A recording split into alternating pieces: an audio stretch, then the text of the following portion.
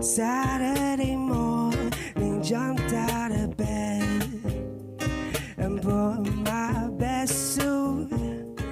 Got in my car and raced like a jet all the way to you. Knocked on your door with heart in my hand to ask you a question, 'cause I know that you're an old-fashioned man.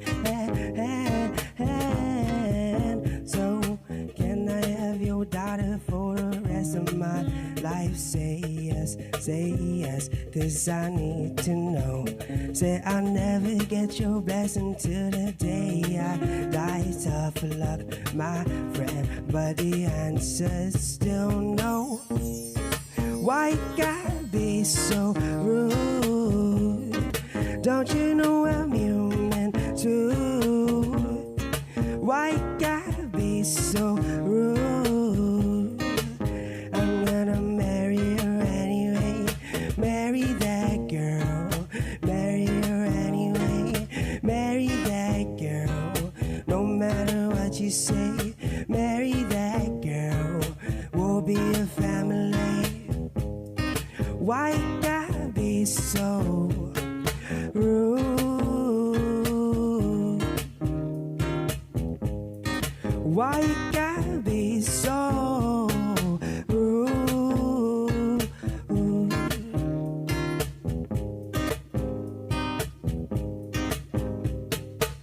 Yeah, it's pretty clear I ain't no size 2, but I can shake it like I'm supposed to do. Sky got that boom boom that all the girls chase, and all the right junk and all the right places.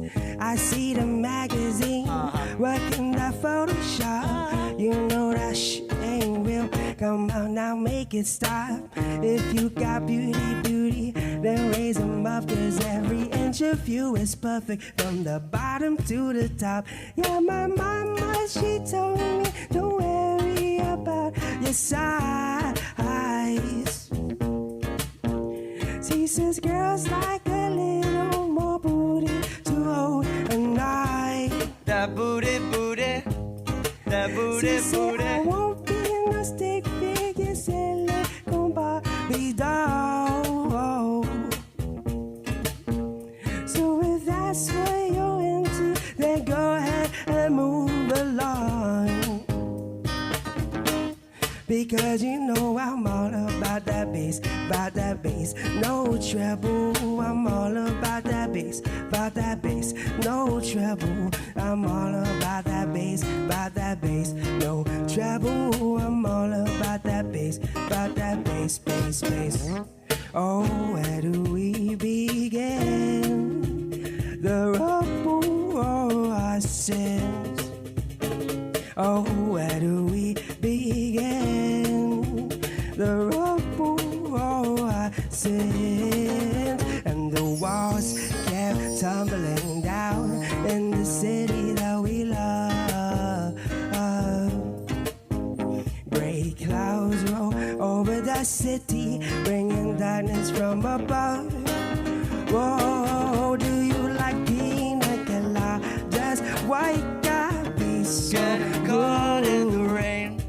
Don't you know I'm human? If you're not into yoga, why gotta be so if you have half a brain, I'm gonna marry you. You like anyway. making love at Marry midnight. that girl.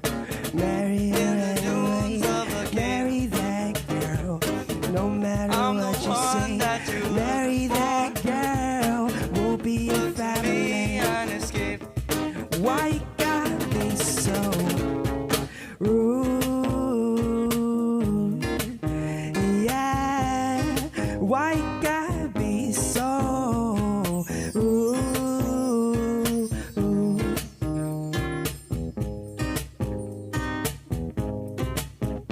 And the players gonna play. The haters gonna hate. Yeah, I'm just gonna shake. I shake it up, shake it up. Oh, senor. Uli die sombranzelten meg et zu ita saluda antes diu hum niga Radzaudzen malak estrezas durante em todo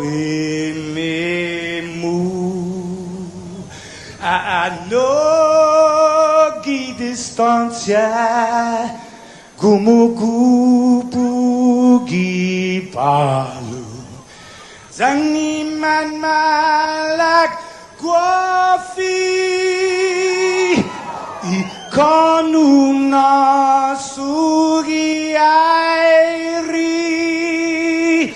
prebatu la noci nai banderata gaigi pues atan fani bandera kau Esta pagua pumalapa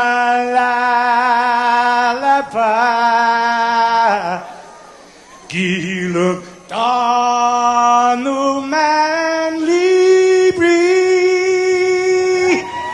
Sentamiti man ko badi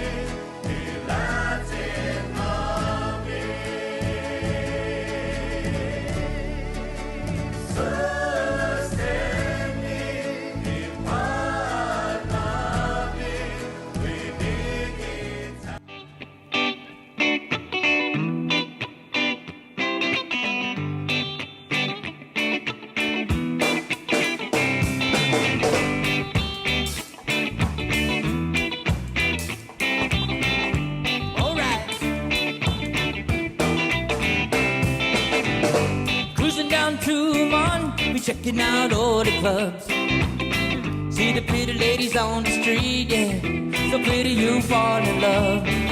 Island girls everywhere you go.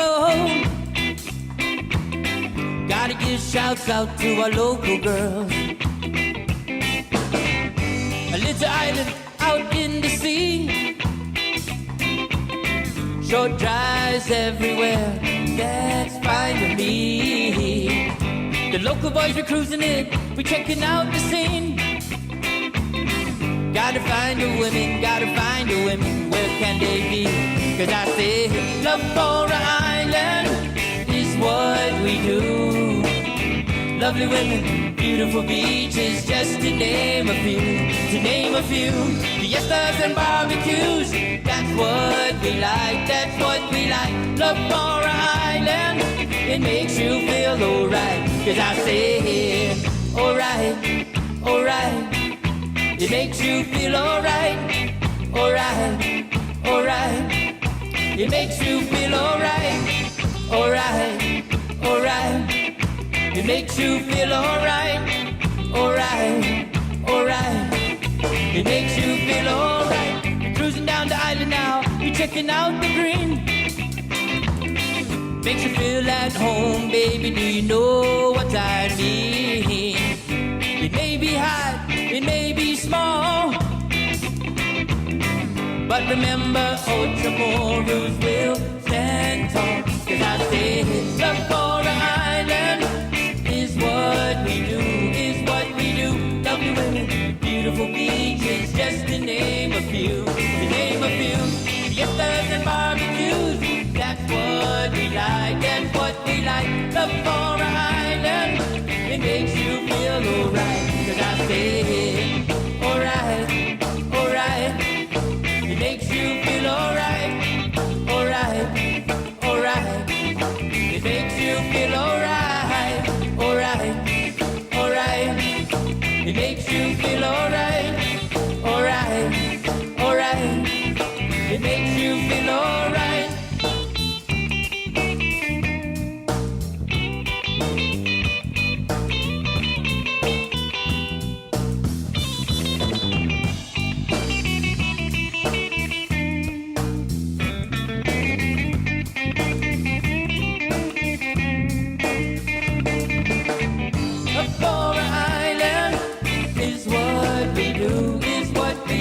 Lovely women, beautiful beaches, just to name a few, to name a few. Fiestas and barbecues, that's what we like, that's what we like. Love for an island, it makes you feel alright. Cause I say, alright, alright. It makes you feel alright, alright, alright. It makes you feel alright, alright, alright. It makes you feel alright, alright, alright.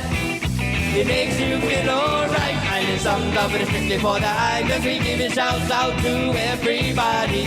Island songs are for the biting units. Can't give you dog, get up, get groovy, say rockin' the island. Island songs are for the get up and skank now. Put your hands together, then we clap to the beat now.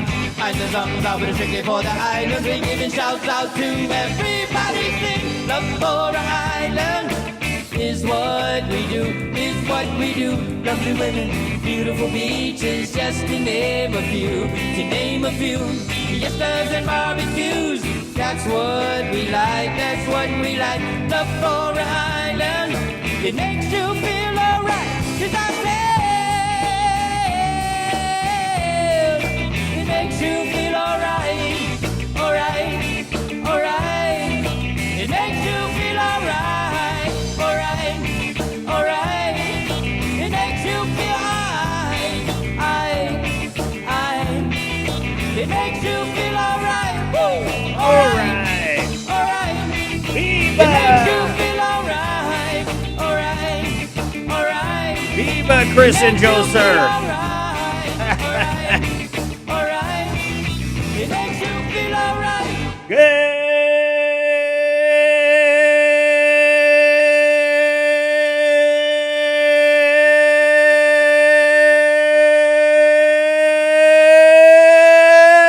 Good morning, KUAM.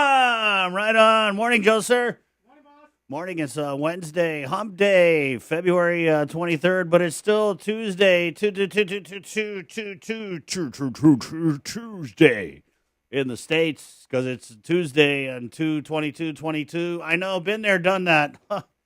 So ahead of you guys. But yeah, good morning, Facebook Live. Good morning on the breeze. Sorry, we were off the air, but Primo Kengineer, his name is Ken, and he's our engineer, so we call him Kengineer. He flicked the switch, so we're broadcasting now on the breeze, KUAM FM, Agatni, Guam. Shout out to our Molesto listeners. It looks pretty clear today. Hopefully that signal is, we had a guy call up yesterday, Uncle. I'm related to the whole village of Molesto, probably. But he was telling me, he goes, boy, what's wrong with the radio? It was static. And I said, oh, we can turn on channel 10. He goes, no, boy, I'd like to, I turn on you guys' show and I blast it when I'm working outside. So hopefully it's coming in loud and clear, sir, there in Molesto. Hopefully you manic too. What's up, South? 624. It's Wednesday, February 23rd. Wow, there was a press conference yesterday. Whoa, boy. You know what I love about this? Because you guys know I've been saying I sound like a skipping CD, broken record for the older folks. I like it because now we get, think of it this way. We're just going about our lives, and now, now we have Auntie Lou who's like, I want to give you gas money. And then we got Uncle Felix who's like, I'm going to do this if you give me a chance. No, you do it, Sansanai. So we are going to be the center of attention. The people of Guam are going to be the center of attention for the next 6 months. About time. We deserve it. You know what I mean? So I'm excited for this. Let's let them work for our vote. I want them to brown nose us as effectively as they can. I'm talking gas money. Why stop there? What about like date money?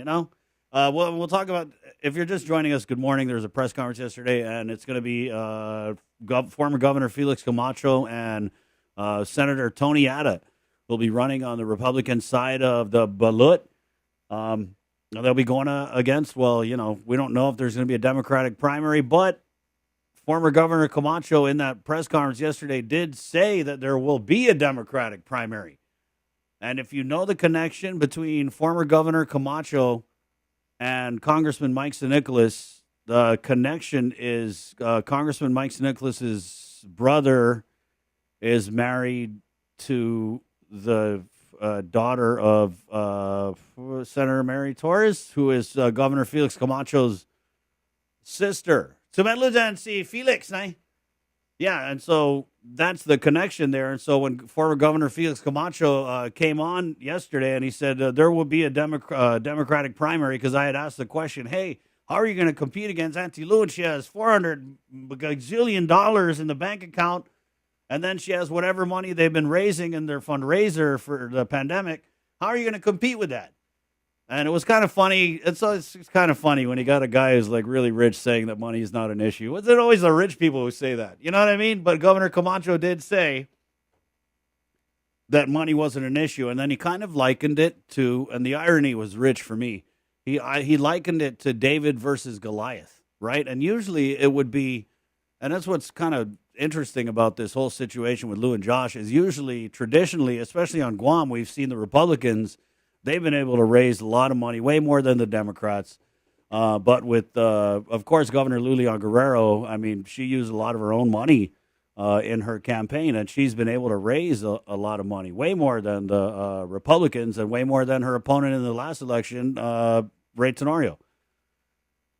Right, so Governor Camacho, former Governor Camacho, said, yeah, I guess, it is an uphill battle, but that, what did he say? That you can't buy the hearts of the people, that they're going to win the hearts of the people. So at that press conference yesterday, I just got to say they were pretty giddy. They were pretty giddy, the Republicans. And I could kind of understand why, because there's been that rift, right? You talk about the rifts in the Democratic Party. There's how many different rifts? Well, with the Republicans, it's traditionally been, you have like the Calvo-crats, and then you got like the Camacho-crats. And for former Governor Eddie Calvo to come and really kind of stump for Governor Camacho at that press conference yesterday, and he was stumping hard, you could see the different groups of these Republicans together in one place, and they were just loving it. You know what I mean?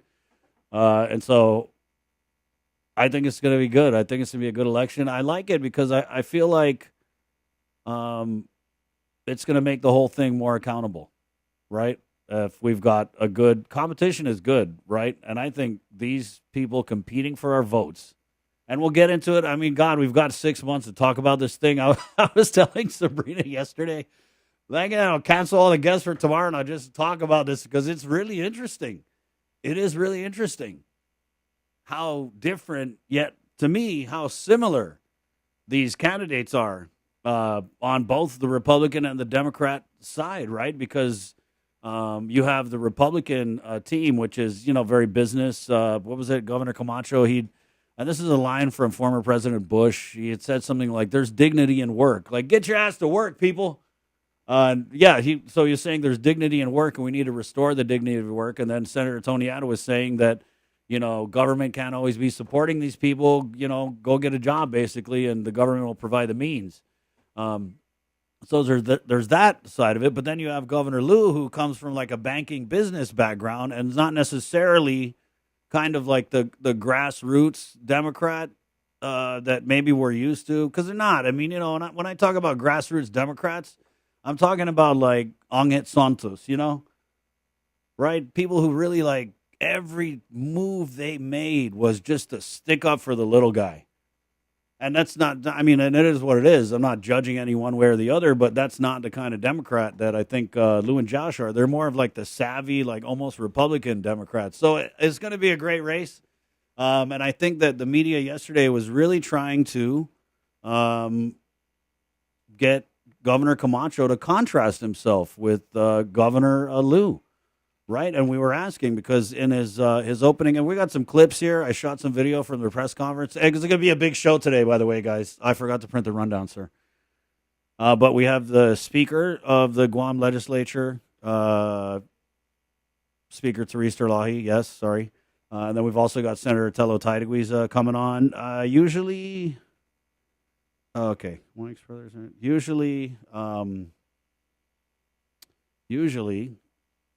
we would get John Fernandez, Superintendent GDOE. We put in the ask. I don't know. He could come on this morning. We'll see. Okay, Sean Gumatata corrected me. I'm sorry. I don't know. I'm not stalking these family connections, but he says Mike St. Nicholas's brother is married to Felix Camacho's youngest daughter. So I think if former Governor Camacho in that press conference is going to say that there's going to be a Democratic primary, then to me, he's probably in communication with Congressman St. Nicholas. And that's the other part of this whole equation is Congressman St. Nicholas. Well, let's go into the comments here. Curious what you guys think. The phone, guys, we do have a phone, 671-637-0094 if you want to call in. It's a little early for phone banking, but I'm anticipating that we're going to get swamped with the phone banks this year. Rosemary Laguatnia, good morning, Rosemary. Sir, could you pass me that paper up there? Thank you, sir. Thank you. Rosemary Laguatnia, thank you for joining us. Rosemary, I'm curious what you think. I was talking to some people at the gym this morning, and yeah, I think people are, and it's not necessarily that they see this Camacho Ada announcement and they're already like, oh yeah, that's who I'm going to vote for. They just like the juiciness of it, right? Because I'll say I kind of feel like this administration, the way they've been running things, they've been running it like they would never have to be held accountable for a lot of things like the above-step hiring and just some of the raises and, kind of some of the scratch your head, what the hell are you thinking types of things. Like now I feel like if the Republicans run it right, which I don't know what kind of campaign they're going to run, hopefully we'll get some explanations for a lot of these things when they raise these issues down the campaign trail. Yeah, so good morning, Rosemary. Thanks. Always love it when you listen. You got some great comments. Elizabeth Agagi out of Eva Beach, Hawaii. Hafaloa, good morning. Anita Materni Blas McHale, Mananasi Zuus. Sarah Sablon. Oh, it's a new one. Sarah, thanks for joining us. Hafaday from Reno. Only thing I know about Reno is Reno 911. That's it, right? Victor San Augustine, a little closer to home. Hafaday from Jigo. Tony Martinez, good morning, Guam. Chris, Sabrina, Jason, Mananasi Duas, Link family. Clark Patrick comments in Hafaday from Sacramento, California. Roberto Fracassini, buongiorno, Guam. Good morning, Mr. Fracassini. Gary Hurd Jr. Don't recognize you. Thanks for coming by, Gary. Ruben Ignacio, half a day, KUAM Guam. Johnny Cruz, 93, the breeze not working. We flicked the switch. It should be working now. Thank you. Angel Pete, Quintanilla Castro, good morning. I love it how you guys kind of say good morning to each other in the comments. Marcy Flores, good morning, everyone, and most especially to our KUM Link family. Who else we got here? Ken Paulino, good morning on you. Cheryl Kitsutsu, half a day from Cheryl and Eugene at Shriners Children's Hospital, Honolulu. Missing our beautiful island of Guam. Be home soon. Hey, Cheryl, are you over there? Are you getting treatment for a child? Maybe let us know. Who else we got here? Good morning, Margarita Kassinger.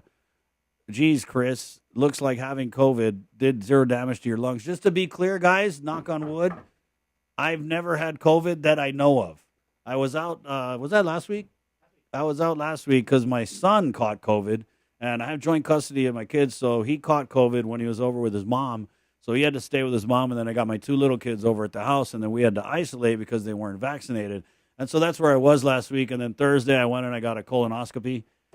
So, yeah, it was a little bit of a rough week, but as far as I know, I have not caught COVID, and I'm actually pretty proud of that. You know what I mean? And there are a lot of people who have not caught COVID. I think we deserve can we get something like $100? Yeah, you know what I mean? A COVID pin? No, I would just rather have the COVID cash. You know, I mean, if you want to reward people, why don't you reward us people who didn't catch COVID, right? There's an idea. It's 6:34. Yeah, Margarita Kassinger, good morning on you. Fram Lonnie Tyron, good morning, Chris. Any word on emergency food stamps that were supposed to be deposited this month from DOE for school children? I will find out. We'll ask John Fernandez this morning. Margarita Kassinger, Guam is like the States promoting laziness and keep on giving free, no reason to thrive in life. I'm assuming, Margarita, you're talking about maybe Governor Camacho's comments, there's dignity in work. I think for some people I know, this is an interesting take on it, guys. For some people I know, maybe they had worked before the pandemic, but the pandemic, for a lot of people, not me, but they felt like it put things in perspective for them, and that maybe spending time with family and getting by on food stamps, welfare, whatever type of assistance, but getting that family time in. I know there are people who don't want to work because of that. Right, so I'm not sure that it's laziness, and then you also got to take into effect that a lot of these people who weren't working during the first year or whatever of the pandemic, they were on the PUA, the Pandemic Unemployment Assistance, and they were making about $35,000 a year, something like that. It's either $35,000 or a little higher, which is like way more, I'm assuming, than a lot of them were making before the pandemic. So I mean, think about it, guys. If you were making that much in the pandemic and then it comes time to go back to a minimum wage job where, you might be making limited hours and you do the math, maybe you just come out on top if you're on the public assistance. I'm not condoning it. I'm just saying it's there. That's what the hell it's there for. So, yeah. Let's see what we got here. Mark, I don't know about that announcement. We need newer faces in politics. Hita. Yeah, that's an interesting comment there, Mark. But I think the problem with the Republican Party is they haven't been able to grow candidates, right? And you kind of see this with the Democrats now. With the Democratic Party, I think their strategy this year is to bring back a lot of these, they're really into recycling, so they're recycling candidates. Apparently it's going around on both sides, though. And so with the Democrats, I'm hearing they're going to run former Senator Regine Bisco Lee, former Senator Kelly Marsh Taitano. Also, I heard Tim Uggan with Veterans Affairs might be running. So I think there's going to be that effort from the administration. And this is like an old Carl Gutierrez trick, and maybe even before him, where the incumbent administration runs like every warm body that they can find in the hopes that, a few of them get in the legislature. And with the Democrats, of course, preserve that majority. Liz Agagi comments, COVID test kits came to my mailbox Saturday. Well, congratulations on you. It's just 6:37. Let's go ahead and play some of these clips. I want to play some of these clips from this press conference yesterday, and then we'll get into our first look at news here on the link. Good morning. Guys, we're doing the hotspot. That's coming up on March. It's coming up in a couple weeks. I think it's like March 14th, March 13th. God, don't get mad. I'm going to get it. We have a press release. But basically, that is going to be the new midday show with Sabrina and Jason, in case you're wondering why it's so empty in here. yeah, they're going to have a midday show. It's going to be multimedia. It's going to be awesome, actually. Bree is the big brain behind so much of what we do here at KUAM, right? And she's really excited about the show. I am, too. I think it's something that's a great need for that. And it's coming up in just a couple weeks. So that's the hot spot, and we're definitely excited about it. And it is going to be hot. 6:38, so... Yeah, good morning. We'll get our news coming up. That first look of news is going to be brought to you by Pacific Points. The whole show is brought to you by Pacific Points, Cavo Enterprises, IT&E, and Jack in the Box. And so let's go ahead and play a couple of these clips from this big press conference here that had Adeloop sweating bullets. This is kind of funny. So when we showed up at the Republican press conference, Adeloop had put out a release touting this executive order, and we'll play that too, guys. They're reviving Programan Salapi. In case you didn't hear, and I think it'll be a couple weeks for that. They'll start accepting applications, but what it's going to be is for eligible families, they're going to offer $100 a month for I think a period of 3 months. And this is, and we'll play the video message from the governor coming up. This is to offset the increases in the price of gas. And well, yeah, because it's election maybe, but I just thought it was funny because so we're there, the Republican press conference waiting for it to start, and we all get this notification on our phone. We're like, what, they're going to give a gas voucher? Huh? Yeah, and so that's what it is. And the governor's video came out like right after the press conference. And then, what was also great was after the Republican press conference where they announced their team, the Democratic Party of Guam came out with a press release. Boy, this thing was like, ouch. And they're like I said, I could talk about this forever.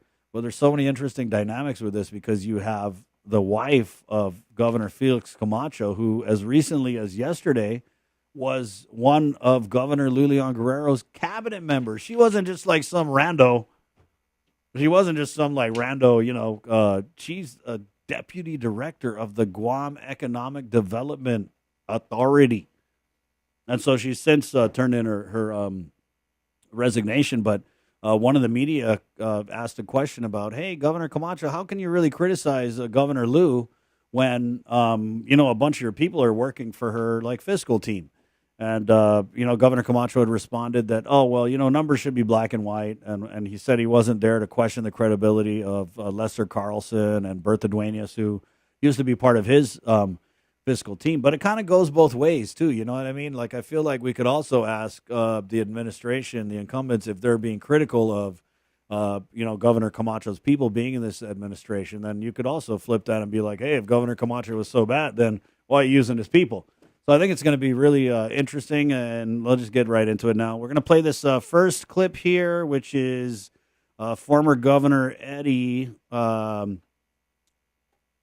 It's former Governor Eddie Calvo announcing the front-runner, the gubernatorial candidate for the Republican Party of Guam. And this is from the Republican Party of Guam press conference yesterday at the Orleans Pacific Plaza. I really expected more from the Republicans. This was the room, I swear to God, it was like as big as our studio.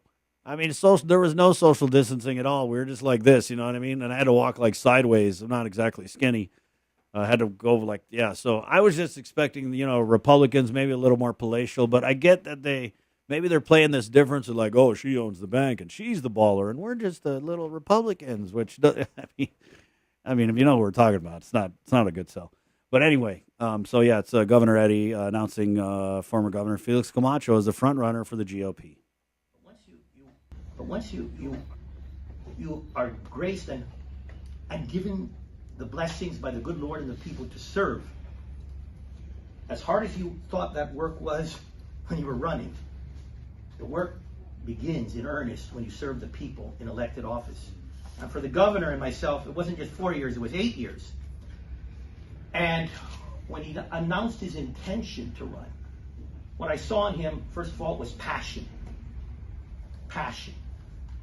And even more important with that passion, compassion. Compassion for the people of Guam. I think that's sorely needed, especially in these times today. So with that, I'm here to work towards a victory for this new team. Like I said, I've known that he was running. Just recently I found out who his running mate was, and I'm happy because I know that young man. He served as a legislator and he served in my administration, and he served admirably and well for my administration. Both these two gentlemen, they served our island and they served our nation. And in these very, very, very dynamic times, if there's two men that I believe are capable for steering the ship of state of Guam in the right direction, it's Governor Felix Camacho. And I guess I won't announce his running because I want you to do it, Governor. But with that, I'd like to welcome and introduce the next Governor of Guam, Governor Felix Camacho. Yeah, and we're going to play this, just a little bit of former Governor Felix Camacho's opening comments here from this Republican press conference yesterday. There comes a time and a season where for such a time as this, that you've got to make a call and you have to make a decision. I'm leaving the comfort and the safety of retirement and the joy of retirement, especially with my grandkids, for such a time as this. I believe to help restore, revive, and help our people for their welfare and for their best interest. You know, I cannot simply stand on the sidelines as I have for the years and watch what's happening on this island as our people begin to suffer. And I see businesses shut down, employees that are laid off, our freedoms and our liberties and every aspect of our life being touched by big government. I feel that this is a new season of hope, of revival, of restoration, restoration of freedom and prosperity. You know, the word fear is paralyzing. And I believe that throughout the nation and the world, fear has been used by government to control our lives. It has compelled us as individuals to all cooperate and comply with government mandates and for vaccine or for masks, for social distancing, for isolation, for quarantine.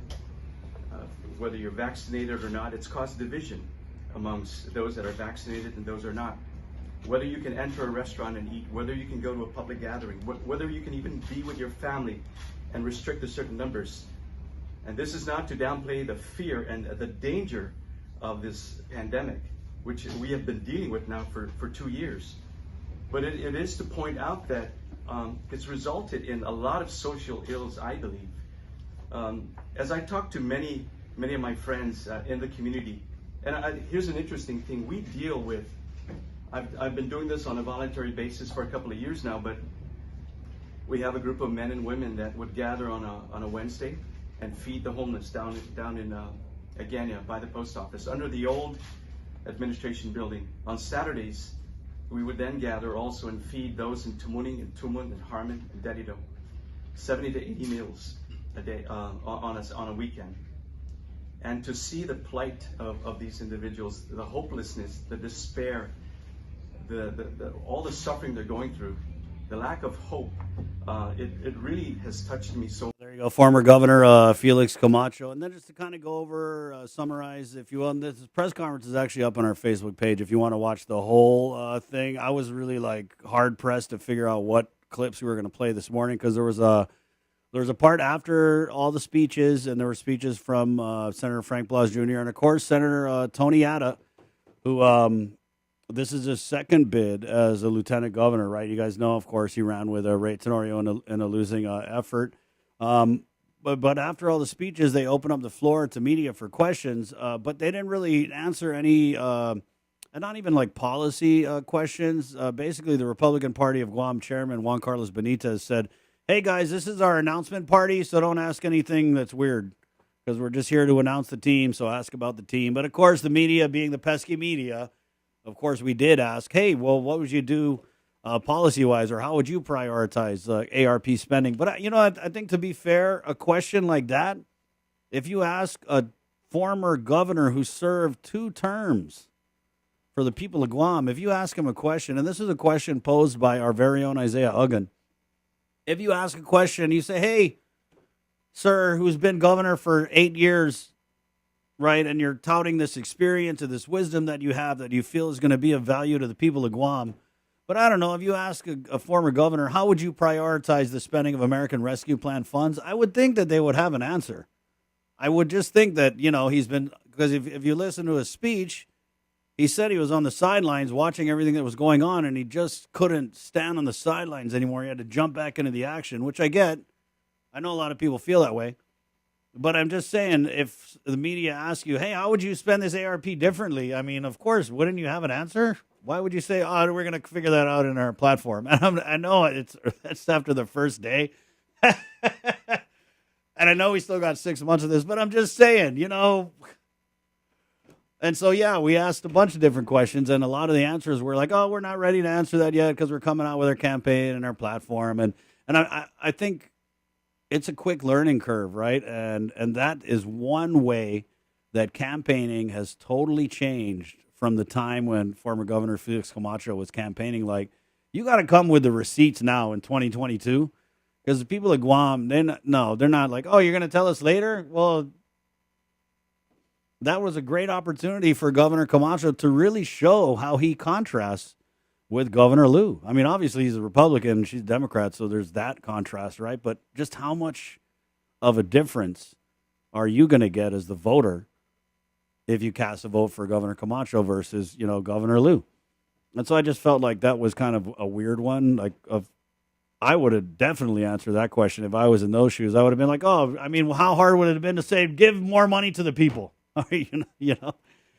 So anyway, yeah, the media asked a bunch of questions. A bunch of them didn't get answered. Some of them did. And so you guys can check that out on our Facebook page. Wow, it is 6:48. Before we get to the news, let's go ahead and knock this interview out with, not literally, of course, the Guam Community College. We have Bonnie Dotwin here. Bonnie, good morning. Hi, good morning, Chris. From the Guam Community College. And Bonnie is she's basically the in charge of development for GCC and alumni relations. And you guys are having a little fundraiser here, a food fundraiser. It's going out to a great cause. Bonnie, sir, we have the graphic. Right. Can we pop that up? Go ahead. Yeah, so just to clarify, I'm not in charge. I'm part of the team. Oh, you look like a boss. That's why I said it. Okay, so this year is our 45th anniversary, and so we have lined up several events to celebrate our 45 years of career and technical education. And so, Chris, this Friday, the chefs and our students will be preparing a lunch plate to go. And so basically this Friday, it's kind of a grab and go situation at the GCC Culinary Kitchen Classroom, and tickets are $45 each. The chefs are going to prepare herb-crusted roasted pork loin, seafood imperial stuffed prawns, lemon garnish, an herb rice pilaf, some vegetables, green beans, a puree, and Chef Bertrand and the students will prepare a chocolate fondant with sauce Grand Marnier. So that's kind of a wonderful chocolate lava cake. Wow. And so all the proceeds for this fundraiser will go towards student scholarships and, of course, improvements to our campus. And so, Chris, if I could, we also have additional activities. So after this lunch fundraiser, we're going to have a wine tasting event. And so, again, the chefs are going to prepare hors d'oeuvres, and we will have wines for sampling. And then a barbecue, burgers, and beer event after that. Wow. Yeah, so the chefs are going to Are these spread fire out? up the grills. Bonnie, I'm sorry. Are these different events? Are they kind of spread out? Spread out throughout the year. So Right. it'll culminate at in November. And so, of course, we have an annual tournament in September and then our open house. So we're going to invite the general public to come and just engage with the students, the faculty, the staff, and the administrators at GCC. So it'll be 70s themed. There'll be a costume contest, a 70s theme hair show by, a retro hairstyle show from our cosmetology folks. And so we're just going to celebrate this year, and hopefully the community will come out and show us support. Bonnie, do you have to be an alumni to get that awesome lunch plate on Friday? Not at all. Okay. It's actually called the Alumni and Friends Lunch Fundraiser, because we know that we have a huge community support, and we're inviting anyone. We have tickets, and they can give me a call at 735-5516 or send me an email to alumni@guamcc.edu. And so hopefully we can connect with those that are interested in this lunch plate, and we'll just, celebrate Friday with some great food. That sounds awesome. You had me at wine tasting. When is that? The wine tasting we're scheduling for April, and so it's just a really neat event in which folks purchase tickets, and we basically hang out and eat really good food, and lots of different wines to sample. So it's always one of our favorite events to host. Wow. And so you probably haven't had that event the last couple of years, huh? Right. About 2 years. Nice. Right. And so do you drink your wine? Can I ask you a personal question? Do you drink your wine? Sure. Does your pinky go up when you drink your wine? Depends on which glass I'm at. So Okay. maybe not in the beginning, but Right. later on. You get a little loosen up after the third or fourth Yes, glass, and that yes. pinky just got it. Okay. Yes. Bonnie, we got the flyer up here. It's Friday, February 25th. That is this Friday. Pickup Yes. 11 to 1:30 p.m. It's $45, but it's going for a great cause. And listen to the menu. It's herb-crusted roasted pork loin with a sauce española, seafood imperial stuffed prawns with a lemon garnish, herb rice pilaf, haricot vert, green beans, carrots puree, and a chocolate fondant with a sauce Grand Marnier. Wow. Yes. Bonnie, come back for the wine tasting and all the other stuff you got going on, okay? Absolutely. Thank you, Chris. All right, and I hope that all of the gubernatorial teams buy lots of tickets for this fundraiser. Me too. Right Thank on. you. I know they're listening. Thank you, Bonnie. All right, hey, it's 6:54. Just a couple comments before we get into the news here. Fausto Rivera talking about the governor's new plan, the revival of the program in Salapi. He says that's outrageous. The people of Guam have to qualify to get this $300. Everybody in Guam suffered one way or another. And then I wonder with that too, right? Is there what the qualifications are going to be, and is it going to be similar to the program in Salapi? And is there duplication? Do you guys feel like a lot of these programs, it's the same people getting the money? I mean, I know, well, they're the most needy, right? I feel like they should expand eligibility for something like this, because I feel maybe even on paper, if your income is, what might be, I guess, assumed as middle class and you don't qualify, it doesn't mean you're not hurting, right? Because I know a lot of people who maybe not making minimum wage, but are going through the same struggles that everyone else is. So, yeah, I wonder, and we don't know the details. I'll try and get the EO coming up. Rosemary, valued commenter, comments in here. My take is the next 6 months will be interesting. I'll say with all the players coming out with their platforms, I'm more interested in listening to Camacho Ada and Mike San Nicolas. I am one of the thousands who want an administration that is transparent, has ethics and values in place, and will strive to improve a better and stronger island for the people. I made my decision to change 2 years ago and do not want a dictator as my governor. All right. Chris Cave comments in. What is it? No, Eileen comments. Eileen Payne, good morning. Well, that's the truth. Governor Camacho definitely missed an opportunity with that. How would he prioritize the ARP spending? All right. And then we do have F. Glenn Luan who says, Bonnie Dotwin, get it, girl. Amy Jackson comments, this is just what I was talking about with these different programs and the eligibility. Is it the same people who got the rise are also getting the program in Salapi? And I'm not saying they don't need it. I'm just saying that there's probably more people who maybe didn't qualify that do need it. It's a crazy world we're living in. Amy Jackson comments exactly. I feel all or most of the programs are built for those already receiving assistance. What about those of us who are making ends meet and just want a break? Margarita agrees. Exactly, Chris. That should go to people earning, like the stimulus, $75,000 or less. Okay, guys, it's 6:57. Senator Tello Taitague is coming up. We're running a little behind. Senator, heads up. Let's go ahead and get into our first look at news, which is brought to you by Pacific Points right here on the link. And it is our first look at news, our link update from the KUAM news team. Good morning. This news update is brought to you by Pacific Points. Do more, get more. How's everyone? Guahisi Isaiah Agan, and here are your headlines on the link. It's official. Former Governor Felix Camacho and Senator Tony Ada will run for governor and lieutenant governor on the Republican side of the ballot. And according to Tuesday's press conference, they will run unopposed in the primary. Here's more as Decision 2022 ramps up. I'd like to welcome and introduce the next governor of Guam, Governor Felix Camacho. In a unified front, former Governor Eddie Calvo introduced former Governor Felix Camacho as the next governor of Guam during a press conference this afternoon at the Republican Party of Guam headquarters in Tamuning. The two-term governor said he could no longer sit on the sidelines and watch the people of Guam suffer. The island needs leadership. They need character. And with my faith in God, I believe that all things are possible. So I ask once again that you entrust me once again, for such a time as this, when our people are crying out for help, that in this new season of hope and restoration, freedom will be restored. And you will have a choice. The people of Guam, the voters, will have a choice on leadership come November. Senator Tony Ada will be joining Camacho along the campaign trail as his running mate. This is where leadership begins, and this is what we're going to do for our island, is lead our people.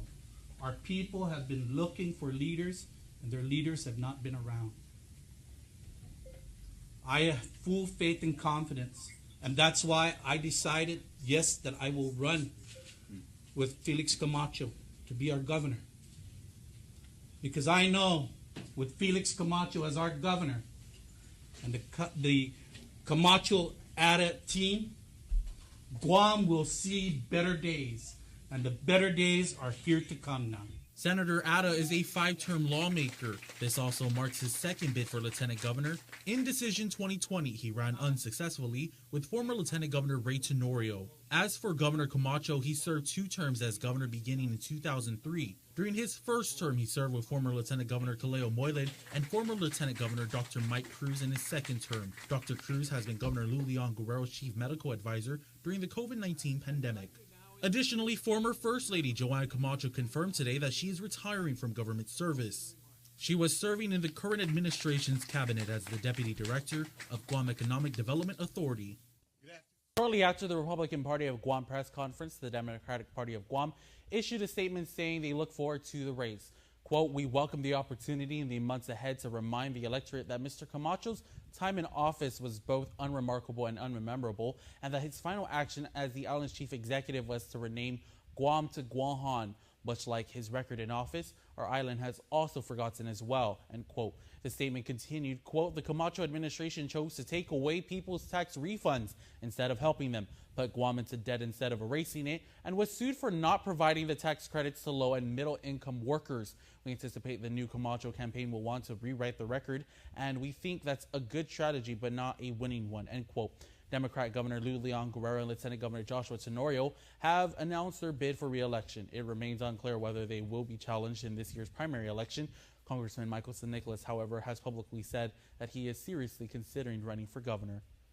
Also issuing a statement, Lou and Josh campaign chairperson Francis Santos says they are looking forward to put up their record against the former governor. Santos says that they remain focused on the people and their needs and maximizing the $1.5 billion in federal assistance for our people. He adds there will continue to be tough challenges for our island, and our people and the voters will need to judge who is the best team to lead us through these hard times. We are confident that in the months ahead, Guam will see our ongoing commitment through our actions. We are all in this together. The governor is resurrecting the program and Salapi program that will provide up to $300 in direct assistance to qualified residents. Governor Lou Leon Guerrero announced in a videotape message saying, quote, "While the cost of gas is beyond our island's control, we can control our response." As our people head back to work, whether in our grocery stores or hospitals, our restaurants or schools, there is hope that the extension of GAM and Salapi will provide you some relief. The governor signed an executive order outlining qualifications which previously were to federal assistance programs such as SNAP. Meanwhile, also in apparent response to rising fuel prices, Speaker Terlaje has introduced legislation to eliminate the liquid fuels tax. Revenues from the LFT is meant to help fund local road improvements. The road to justice was paved on Tuesday as Joyner Scott Sked was found guilty for the murder of the former Humatic Mayor Daniel Sanchez. KUAM's Hannah Devonzo has this report. The tension in the courtroom ran high as all parties anxiously waited for Judge Vern Paris to announce the jury's verdict.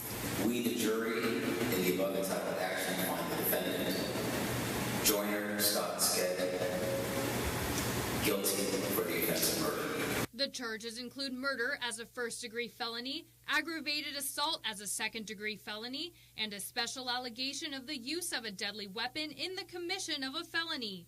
After the verdict, defense attorney Terrence Timblin expressed his disappointment. We thought there was very little evidence, no direct evidence, and I guess they found there was enough what's called circumstantial evidence, so that's how it played out.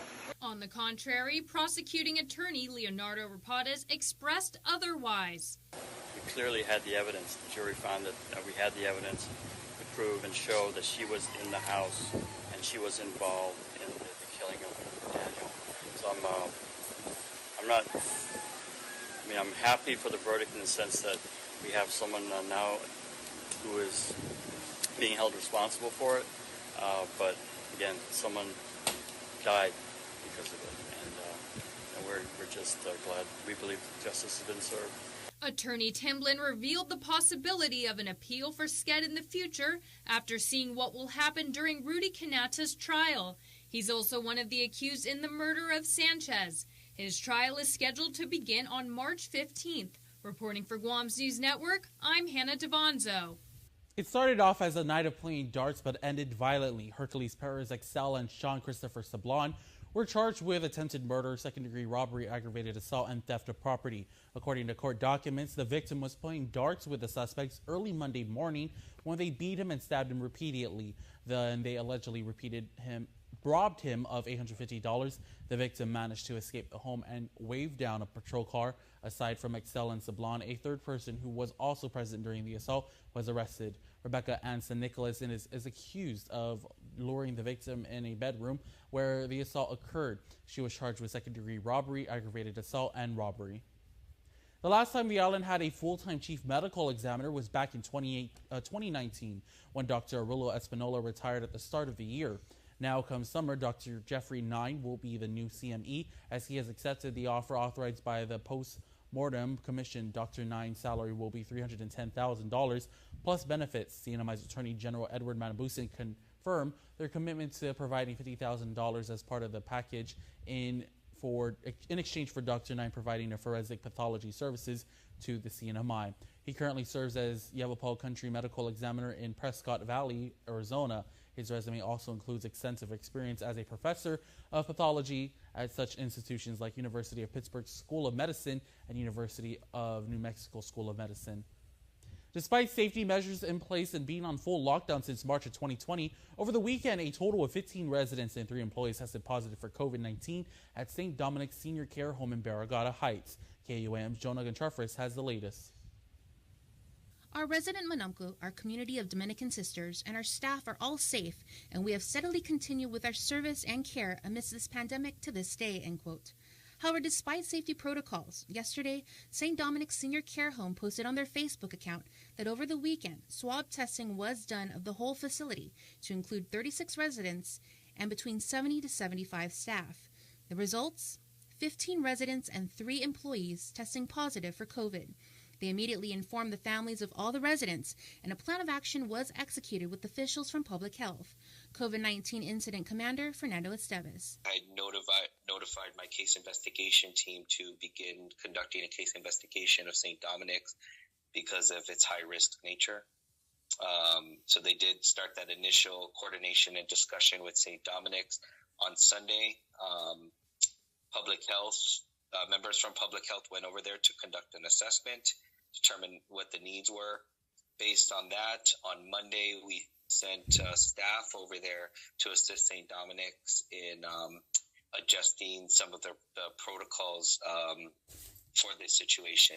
Also providing support with some PPEs and HEPA filters as they get through this. 7 public health nurses moved all COVID-positive residents to the ward of the senior home in order to separate them from those who were not affected. Public Health provided much-needed assistance as St. Dominic's has no reserve or backup staff. Estevez adds that once residents were secured, they were able to analyze the situation and establish a treatment plan for the positive residents. And they're under constant monitoring, so their baselines were good. There was no, at least at that point, based on the evaluations, there was no need to move any of the patients to the hospital. They were doing well. And so just coordinating for the treatment and then coordinating for our containment folks to go over there and do their jobs. Based on their risk criteria, they were the best candidates for sotrovimab. So 15 IV infusions with sotrovimab were given by HSP. The Senior Homes Post goes on to say, quote, "We will be in a fierce battle with the virus this coming 10 to 21 days, and we beg for your understanding, support, and prayers, especially for our Manumco, who will be doing their own individual fights with the virus. For our frontliners and for all of us here at St. Dominic's, we will all do our best to do our duty and serve our vulnerable population. We will take care of our Manumco, whom you have entrusted to us," end quote. Reporting for Guam's News Network, I'm Jonah Gancharfris. As per their Facebook page, they say for now all is well. Residents are all stable and the staff is doing fine. For more news, head on over to KUAM.com and we'll see you tonight on KUAM News Primetime. This news update is brought to you by Pacific Points. Do more, get more. All right, let's do some more news brought to you by First Hawaiian Bank with Uncle Kin Conception on this Wednesday, February 23rd. Buenas tardes, tiga suntu bikinut sa morgan ni KUAM News. Presenta ni Familian Mito gi First Hawaiian Bank. Pafirma anunsyo ginigap na hunggan higinin mag-alahi Felix Camacho sa Senador Tony Ada sa profalago para gobyerno sa segundo gobyerno gipartidan ni Republican. Gispiritun din niya higinin gobyerno loko si Eddie Calvo sa guisa introduce si Camacho gi press conference ginigap na taloani gi headquarters si Republican gi Zatamuning. Ilinga sa Camacho na tisina na protogya yung banda at agri bedada niya gipod honors na tempo. Za prauli hafa siya masosesya di giaslata. Numan mamadada si tau-tau siya, man mahusami business siya, man ma-layoff ay empleyao. Za dirisota zan todili na lata no pinapatsan ni este na administrasyon. Ilinga na mati tempo para mas esperanza para tinalo tati tempon minalik zan para tatsuli tati linibrita zan iginefsaga. Di press conference manunsya loko ni Camacho Ada na team na siya pro representa i Republican na partida gi karenang gobyerno sa segundo gobyerno. Ginnikorti, titinakaamam na tempo para madesidi no jury kausaw niya si Joyner Sked. Madesidi na magay no miso si Sked ni maasaki niya ni murder and aggravated assault. Giman mapos ng semana na tempo, masusedi na trial si Sked. Gipaten niya gi mapunay gini mahorumatag Daniel Sanchez. Masoda na matay si Sanchez galong guma Rudy Kinata gi abrit na miyas gi mapos na sakan. Si Kinata no sanya na trial sa nobyon Sked. Ikaw sa Sked sa pre-prosecutor sa Lenny Ropadas Assistant Attorney General. Iabugan na si Sked sa si Terrence Timblin. Yuto muna sunto gifinut sa moro para pago na Merkulis gini KUAM News. Oficial siya gini Division Highway Patrol gi Guam Police Department sa maresta un 57 anos na tao-tao. Prefenaitan Frolan Rosales Poma o santay un anos na edad tao-tao ane matopin yung kareta pos malago gi lugar di driver. Gipangin dia 5 gi Febrero ane si Joaquin James Ferran at topi si Poma ane Crocosalogi Allegeta Street gini Carlson Sons. Mo-charge si Ferran no vehicular homicide and negligent homicide. Mabuk pos makandalo. Para Guam News Network, Guam Sikin Conception. Yasuto gifinut sa moro sa presenta sa ninafato ni Familian Mizo gi First Hawaiian Bank. Say hello to the First Hawaiian Bank mobile app. Want a better look at your spending? With Money Map, you can automatically create budgets and manage where your money is going. Know when you have a green light or when it's time to slow down. Maybe cook more meals at home this week. Set your goals, track your progress, and find your way to exactly where you want to be. With Money Map from the First Hawaiian Bank mobile app. It all starts with yes.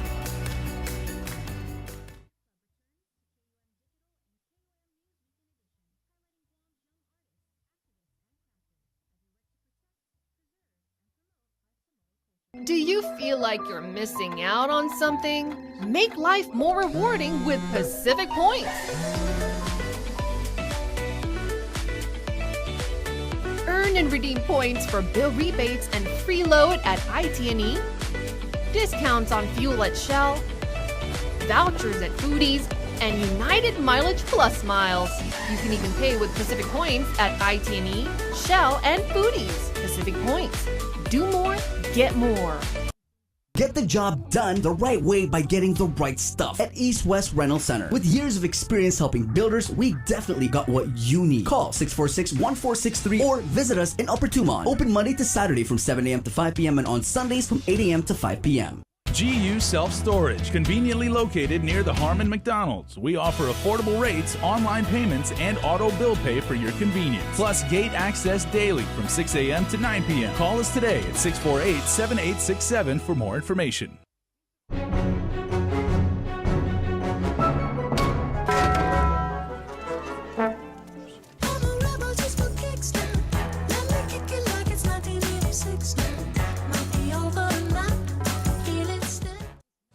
Join Nestor Lacanto for virtual in-depth discussions with the movers and shakers in our community every Wednesday on In Full Zoom. Presented by IT&D and Calvo Enterprises, Inc. New Spicy Lovers Pizza from Pizza Hut. Hurts so good. With its spicy marinara and sliced red chilies. It's like a roundhouse kick to the taste buds. How's it looking? Don't be bashful with the fiery flakes now. I want it to be real spicy. I haven't started yet. Okay, I'm ready. The new Spicy Lovers Pizza. Get it while it's hot. You want respect? Red chilies get you respect. Knowing our pizza's the Hut. Follow me, become family. Just as long as you can take my hand. Nothing in this world can ever measure to the tropical treasure. Just take a seat, guarantee you'll see what these islands mean to me. Even when I'm far away, I know you're never gonna leave my side. Forever feel your warm embrace. I know I'll find a home in you tonight. My island love, that's my Marianas. My island love, that's my Marianas. Look in your eyes and what do you see? Hey, good morning. You know, I had a funny thought. I have a lot of those. That's a problem that I really should get checked. What is that? Is there something where you just like everything is funny to you? I'm going to schedule an appointment. But I had a funny thought yesterday because the former First Lady, Joanne Camacho, was there in the press. Obviously, she was there at the Republican press conference. But she has like a killer biba. You ever heard biba? It's like, oh, damn, boy, it scared me. It's like one of those bibas, just like, boom, 0 to 1,000 miles an hour so fast. And she was doing the biba Camacho Ada. She did that. But then in my head, I kind of thought about, man, I've seen video of you bibaing Gutierrez Gubernatorial, bibaing maybe even Lou and Josh. But we do like a super cut of that. 7:15, good morning. This is the link, Pacific Points, Cabo Enterprises, IT&E, and Jack in the Box. We had a comment here I wanted to read out because we were talking earlier about all these different, you got the RISE program, you got the program of Salapi, and then the ERA, the HOF, the Homeowners Assistance Fund, the LEAP, all this stuff. But we were talking about, is there a duplication, right? Are the same people qualifying for all these different assistance programs? And we did get some comments where people that were like, yeah, they think that that's the case because, with this pandemic and these politicians, they're just nonstop all the time about how everyone's been impacted, but yet they don't want to help everyone. Which, anyway, so Charles comments in here, Holiday Chris, assistance programs like the emergency rental assistance program are so unbelievably hard to try and get help with paying my rent and utilities. I was approved last November, but they didn't pay for January and just got my eviction notice last week. So I reapplied, and now I'm under evaluation. Wife lost her job, and I just got to work after a week of isolation and lost hours for last paycheck, received a notice of disconnection from GPA, praying that ERA will approve my application. So there you go. Keep your comments coming, guys. And then the latest program to come out of the governor's office, where is that at? Is they did an announcement yesterday. I think they should have Camacho Ada should have more press conferences because if every time they have a press conference, we're going to get money from Lou and Josh. I'm all for it. They should have a press conference today and tomorrow and the next day until all the ARP is gone. Anyway, so the latest one, it's $300 per household, but you have to qualify for it. Here's a comment. Samantha comments, middle class suffer too much, don't qualify for government assistance, and barely make enough to keep our home and car. Lots of ramen meals. Amen, girl. Amen. We had Itchy Bang for breakfast and dinner last week. Amen, girl. Amen. So you got to qualify for it, and then it's $100 a month, right? And I'm not, that's okay. That's a lot. I mean, it's $100 a month you didn't have, but maybe it's $100 a month you should have had sooner. Anyway, it's 7:18. Let's head into the KUAM News Zoom room here, where Senator Tello Taitague is standing by. And so, Senator, I didn't see you yesterday at the big press conference. I mean, it was interesting to me to note not only who was there, but like kind of who wasn't there. But we were talking before the thing, and so what it was for you was that whole scheduling malfunction that they had, where they scheduled it originally for Monday, and then they said, oh, no, we're going to do it on a Tuesday. So you had rearrange your schedule to go on Monday? First, good morning, Chris. Good morning. With family, as well as the listening audience, the people of Guam, the great people of Guam. People I'm proud to serve for. And yesterday's press conference actually was supposed to be on Monday. I was told on Monday. And then because of the size of the room, and you've been there, Chris, you saw how large that room was. It wasn't. Don't say large. It wasn't large, yeah. It wasn't large at all. It was as small as a bedroom, actually. And it didn't, carry a lot of people. So, I just made a choice, allow the press to come in there and, provide, be there to ask questions and stuff. But I had rearranged another function on Monday to meet that press meeting, and I just couldn't change it. My staff means a lot. It was a staff birthday at the office, and I had to, put things together. But I made sure I watched. Thank you for putting it online, by the way, live on KUAM. I appreciate that. So my staff and I were able to watch it. But, that's why I wasn't able to come. But there was a lot of people who wanted to attend. It's just the room was not big enough to accommodate a lot of people. Right, yeah. And I apologize. I took up a lot of space in that room. Let's go ahead and get into Senator. It's almost like, man, with these 18% law enforcement raises, and then we're getting this, this program of Salapi they're starting up again, and then now there's also the COLA, the COLA. So it is definitely looking like an election year, just 2 months into this election year. So I wanted to kind of talk to you about this COLA bill. That's Senator Shelton. And I know Nestor did an interview with her. And this is the bill that would raise the COLA. I think it's like $500. Yeah, well, actually, I introduced a bill. Yeah, that's what I was going to get to. About a week prior to that, on the COLA. And basically what it did was it codified the COLA, the current amount right now at $2,000, right, an annual allowance. And that's all my bill did. But when I sent out the press release, it explained that this is the first bill of two bills that will be going out. And the first is just to codify to safeguard what it is right now today at $2,000 a year. The second bill was to put it together a group of individuals as well as retirement, the economist, Department of Labor, BSP, other government agencies, kind of like the same makeup of the SES, to come together to determine the true price index of the cost of living adjustment, not an allowance. It should be an adjustment, just like the federal government does with their retirees. But for them, they go a little bit further. They look at where the individual is living at, what state or county, and the cost of living of that. So it's like an adjustment. The federal employees here, they get a higher COLA than they would like if they were living in, Mississippi. Right. Yeah, places that are the cost of living is low. So if we're going to raise the COLA, and the intention is to provide that type of funding for individuals who have a set income, but the inflation and the rise of cost of living is going up.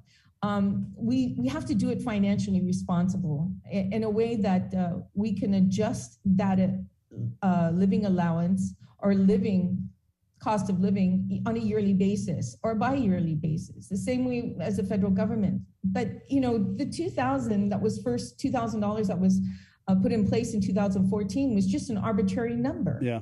There was no real calculation or mathematical formula to determine that amount. So, Senator, that being said, is there a real calculation or mathematical formula in Senator Shelton's COLA bill? I didn't see any at all.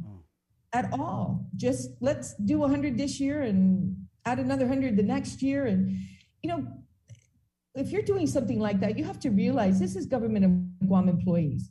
Well, who pays for the government of Guam employees? It's the taxpayer of this island, the private sector as well. We need to justify any kind of pay increase, and I didn't want to do this, make it look like a political push for an election. No, we got to do this the right way. Put a group of individuals together, determine this, find the math, into the formula being used for the price index of a cost of living, and then adjust it from there. Yeah, but that's not going to be done till like next year, and they're supposed to get it this year in the election, Senator. I think my bill is coming out. I wanted to do it in phases. Basically, first, like I said, safeguard the $2,000, right, dollars.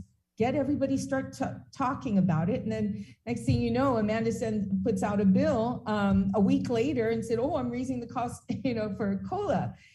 And she asked if I could be on that bill. And I said, no, because there's no justification as to why you are raising it to 100, why you're raising it to 200 the next year. There's no, justification. And we have to answer to the people of Guam. Is there a funding source?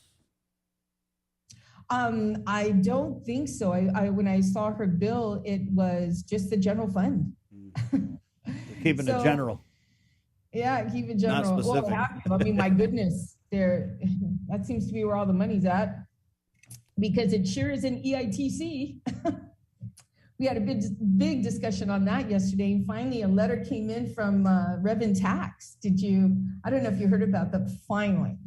I've been talking to Reverend Tax and saying, please tell this body that this money is funding used. The earned income tax credit is a reimbursement to pay FY21 tax year, not 2020. And finally, yesterday during the session, Reverend Tax provided a letter along with Lester from BBMR, and it basically says, with respect to the funding of 2021 earned income tax credit by the federal government, it is now clear that the funds will be funded as an advance to the government of Guam for specific purposes of paying EITC for tax year 2021, as opposed to a reimbursement of amounts paid by the general fund.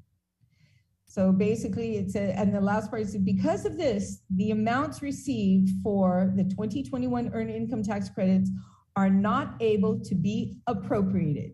Wow. Now, Chris, you and I remember all those bills that were coming out and totaling up to $121 million, where the reimbursement was at 55, 35 went to the hospital, 5 went to DOC, and then the remaining, I think it was about 15 million, was put into the tax refund account. And then everything else was just, if you ask me, it was bills coming out just for position in the fake news, or fake bills coming out. It's just so disingenuous, and people putting out legislation that tries to win over favor instead of provide real viable income. In fact, when this first came out, earned income tax credit, a lot of us thought first at the beginning it was 2020 reimbursement. I even put a bill out that gave UOG, I think it was $7 million for GCC for scholarships for students, and UOG about $6 million. And then we were told that no, it doesn't, it's not for 2020. I read the US Public Law 117. And then next thing you know, all these bills started popping up left and right. And I was trying to explain to everybody, no, this is FY21. And we're not even going to get the money until April of 2022. But it looked good on their resume, I guess, to continue to put out those bills. Anyway, so that was finally cleared. The air was cleared. But now you're looking at what other funding source to fund all these EITC bills that totaled 121 million. So Senator, we did have a comment here from Rosemary. What happens to the hospital and DOC laws where EITC cannot be used for the future payment of these two buildings? Right, exactly. And a good point there, because I was the last on the list of being able to ask questions. And after Lester had read, I asked him to read it into the record, the letter from Reverend Tax and himself. I then asked the question about, well, what happens now? We passed in the budget bill, in the FY22 budget bill, to set aside 35 million for the hospital and 5 million for the DOC. And then in November, we passed legislation that actually now appropriated that money to the hospital. And Lester responded, well, it's mute now. It is mute. There is now no funding for the hospital coming from earned income tax credit. So on top of the location for the hospital in Manila being questioned from the military, on top of now not having a funding source to pay any loan back if we were to borrow on building a new hospital. Don't get me wrong, we need a new hospital. We just need to be smart now on where we put this hospital and use our money for, the best way we can to get this hospital built. And there is that facility in Tumuning above the Hilton, that area there that used to be the old hospital. It has the infrastructure there. We might not be able to put public health there as well as behavioral wellness, but that's just down the street. But we need a new hospital now. We can't have everything at once. We can't afford it at this point. So I think we need to find a viable source as soon as possible for a hospital, one that we can afford. I'd love to have a Taj Mahal, but wow. I feel like someone put a curse on this new hospital or something. It's just one thing after another. Well, yeah, that's probably a good analysis of that. But I don't think we should give up, though, because we do desperately need a new hospital. That hospital is falling apart. Hospitals, even in the States, after 40 years, are considered, need to be replaced after 40 years. In Guam, this hospital has been, long exceeded that amount of time. But yeah, that's what's happening in the legislature too as well. Now we have 3 more bills talking about earned income tax credit. I call them the earned income tax credit bills, but now they are in these bills, at least Bill 170, the GUMA bill, has provided other funding sources, which is the American Rescue Plan Act, the ARP funding, and the 2021 General Fund unappropriated revenues. Now, remember that one where the administration told us there was $62 million in excess revenue for FY21. And then they went down the list yesterday with regards to, what that funding is going to be used for.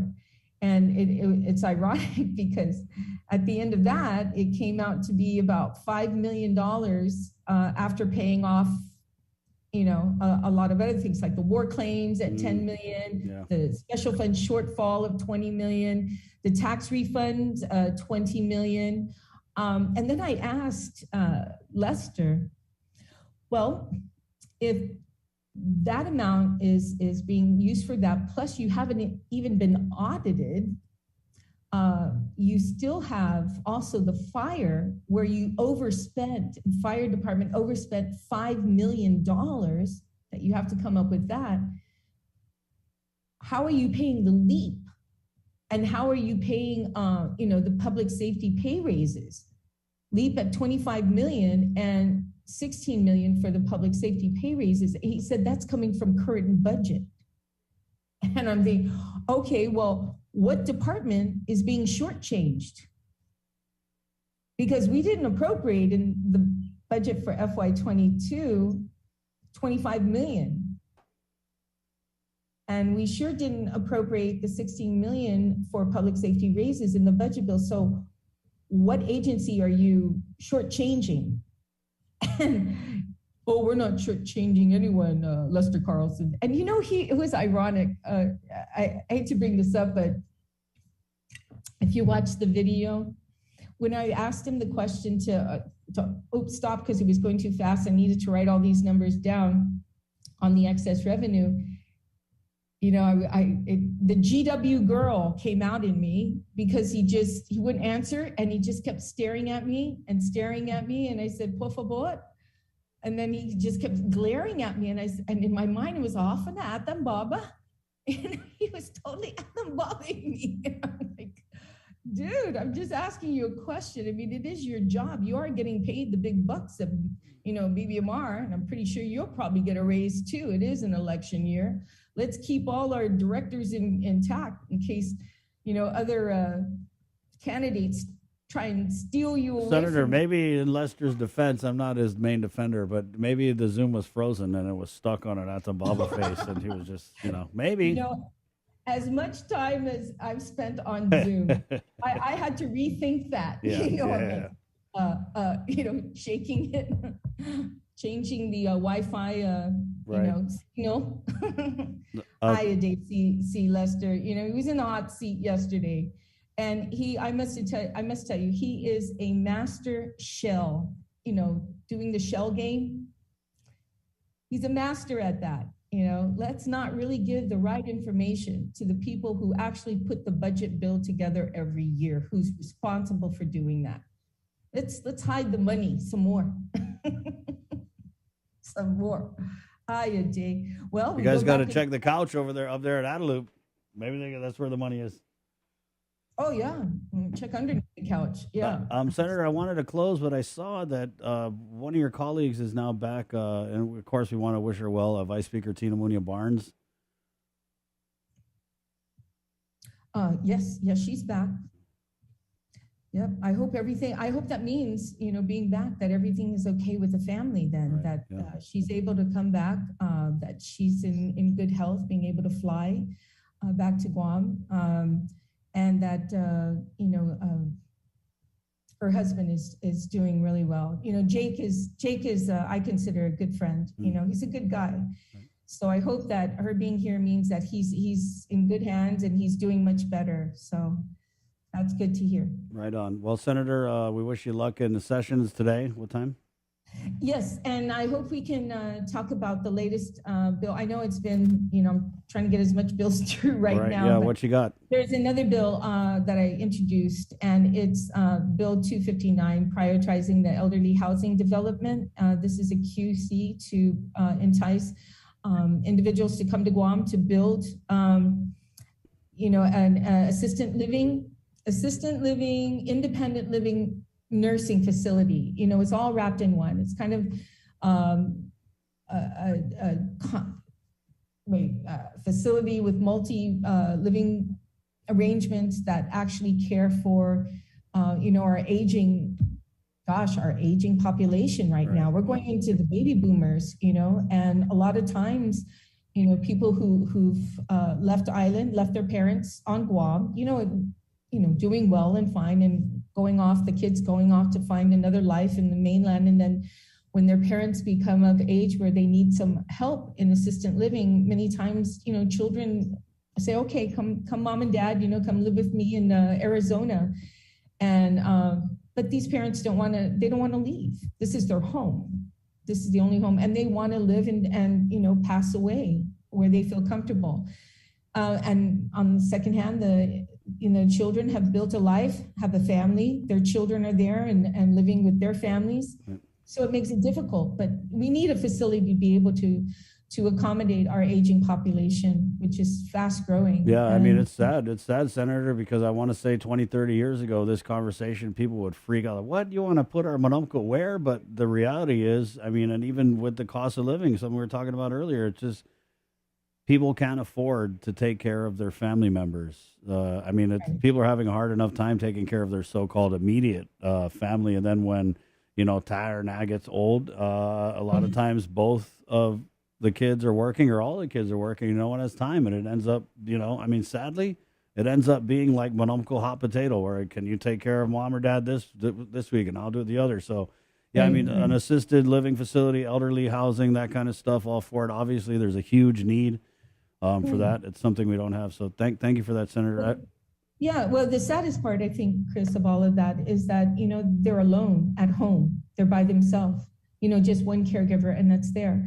This facility provides not just an independent living, for our elderly, but also an assistant living, and to be around, their gangs. It's going to get to a point where, Chris, when we get old, I wouldn't be able to say, "Hey, Chris, give me funda cane, let me borrow from your cane," but it's just nice to see the interaction. And when I was in Hawaii over Christmas, I visited at least 2 facilities there that have that setup. And it was so nice because you see them playing bingo with each other, playing cards, conversing, hanging out, just being next to each other, and having that companionship of somebody nearby, especially your own age, where you can definitely understand what you're going through. It means a whole lot, than being left at home by yourself, and just watching TV. I think that's one of the big issues that we should address, and providing that type of community, with our Monumco. So there's a lot more involved. I know we don't have that much time. I'm looking forward I'll send you my press release to give you more insight of what the bill is all about. And it's not only for those individuals who can't afford it, but it's also a middle class. I wanted to ensure that we have an area for the middle class to go. I mean, they've always been left out in the cold. They make too much, they don't get assistance, they make too little to make a living, so they have to have a second or third job in order to stay alive. So I want to address that demographics of individuals too as well. Well, good luck today, Senator. And thank you for your time. Thank you so much. Anytime. Create a great day. All right, there you go. Senator Tello Taitague. The public announcement here, guys. Good morning. Buenas and off today. The Department of Public Works is announcing their intent to employ Miss Erin Jane B. Regis as an Engineer 1 at pay grade L, Step 9. $49,364 per annum. This announcement is in compliance with Public Law 28-112, Recruitment Above Step, Section 5, Transparency and Disclosure, Section 10, 6303.1. Should you require additional information, please contact the Human Resources Division Recruitment Branch at 671-475-1128 or 1141. Sincerely, Vincent Areola, Director of DPW. Quick break. We'll take a quick break, and we're coming back with Speaker Terlaje right here on the link. Good morning. Check out KUAM's. Watch Mariana's artists, activists, and visionaries and their quest to protect, preserve, and promote our Chamorro culture on the Culture Club, a weekly feature on KUAM News digital platform and the KUAM News Weekend Edition. Brought to you by Hanam, the freshest bottled water made in Guam. KUAM Communication is your home for star-studded entertainment from America's top networks. From specials, concerts, award shows, and can't-miss red carpet moments. It's all on KUAM TV 8 and KUAM TV 11. Check KUAM.com and our social media pages for showtimes and schedules. Network specials on KUAM Communications are brought to you locally by King's Restaurants, Ruby Tuesday Guam, and Docomo Pacific. No bone is too hot for me. That's hot, Barnett. Thank you. I just get emotional in February because Valentine's.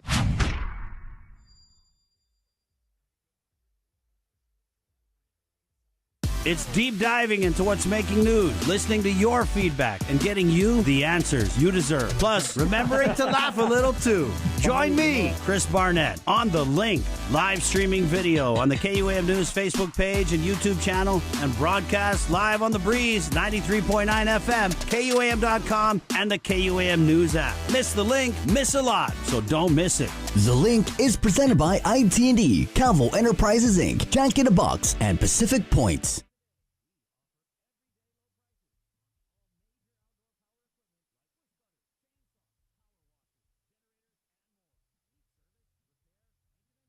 Buenas Sanhafadi. Part of taking care of yourself is participating in cancer screening. Make it a point to see your doctor at least once a year for an annual visit to discuss your risk and to determine which tests are right for you. Many tests are free or covered by insurance, and there may be programs to help those who don't have insurance. Cancer screening can save your life. There are screening tests that can catch cancer early when it may be easier to treat. So learn more at cancer.org/getscreened. It's Feed Me Fridays on The Link. Good eats, good company, and beyond good chow with Team KUAM checking out Guam's most tantalizing, tempting menu items. Every Friday on The Link, listen on Breeze 93.9 FM or stream online. Brought to you by King's Restaurants, Ruby Tuesday Guam, and Devondale. Real milk from free grazing cows. Let us know what's up on our KOM News WhatsApp tip line at 671-727-0094. Share information about what's happening in your town, on Guam or the CNMI, and what you want us to know. Reach us on WhatsApp at 671-727-0094.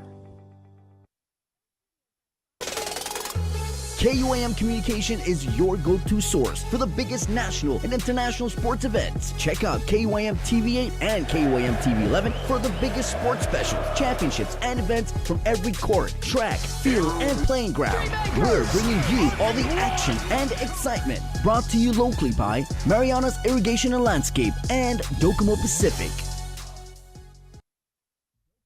The world of television is more exciting than ever. Don't miss a minute of special presentations from NBC on KUAM TV8 or from CBS on KUAM TV11. Every month, we'll bring you the fun and excitement of award shows and red carpet moments, special series presentation, and other great network programs. Brought to you locally by King's Restaurant, Ruby Tuesday Guam, and Docomo Pacific, giving you more reasons to tune in and turn on. Fall in love with TV again with the best from KUAM Communications.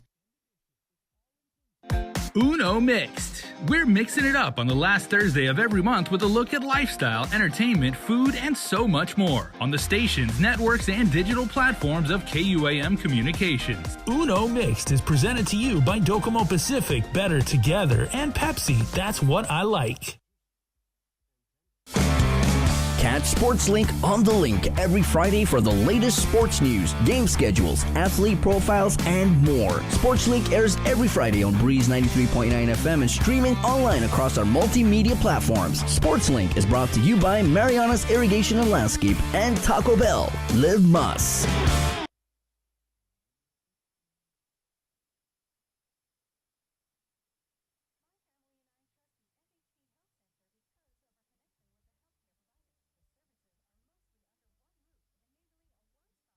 The KUAM Podcast Network is back and on demand, featuring a great variety of podcasts from our island and region, including culture, lifestyle, awareness, crime, politics, commentary, comedy, and entertainment. Available on most streaming platforms. The KUAM Podcast Network. Subscribe and listen now.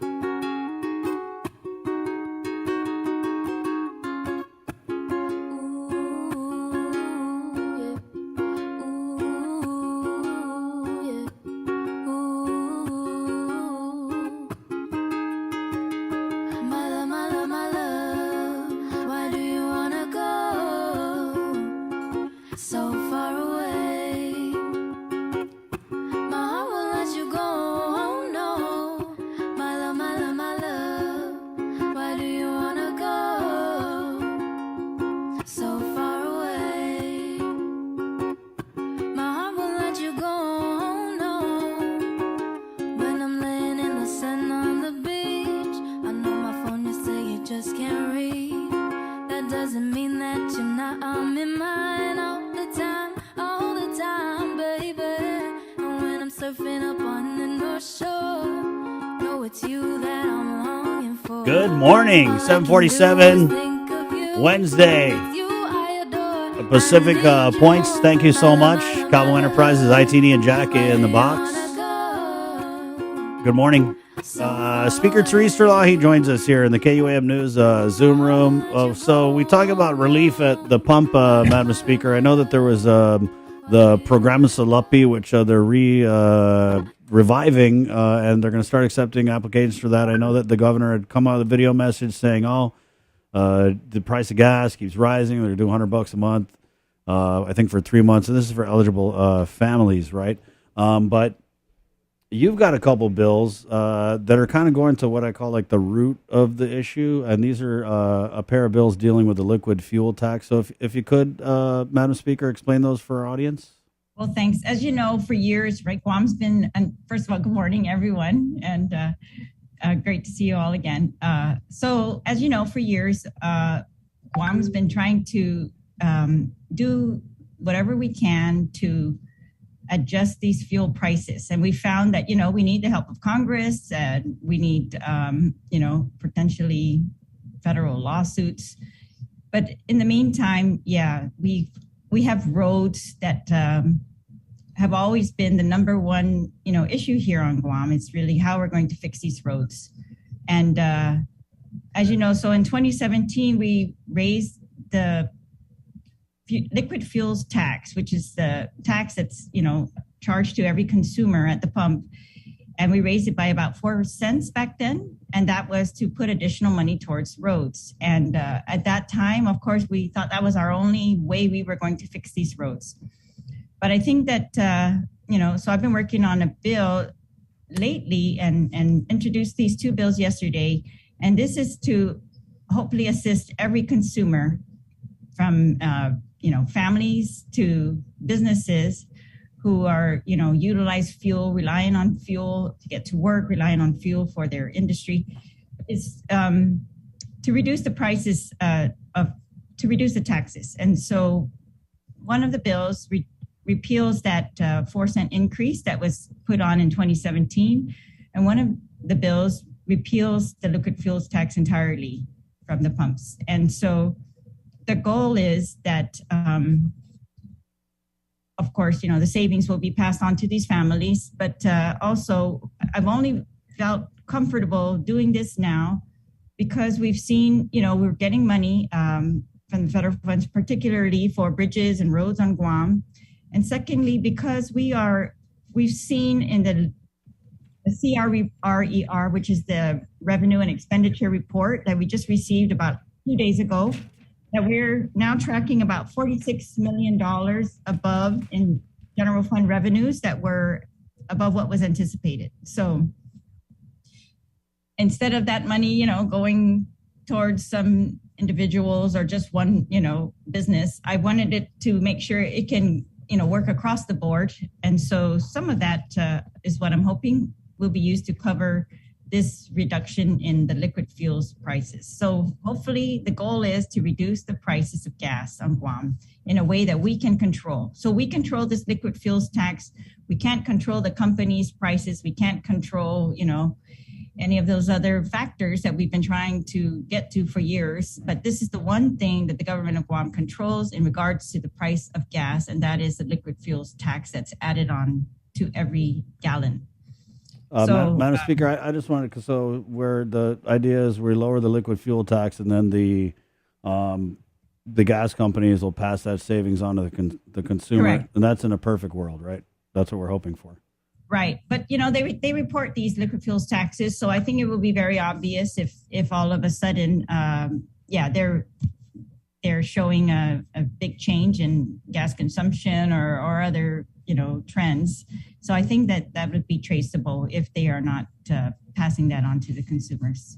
How immediate do you think that this relief would be? And is this something that you think it's, I know that we're being hit with these increases now, but do you think this is something that's set in place would help kind of offset further increases in the future? Well, it's going to offset parts of the price of gas, right? And if gas continues to go up, we can't control all of that with this type of measure, right? We can only control the parts that Guam has added on to the price of gas. So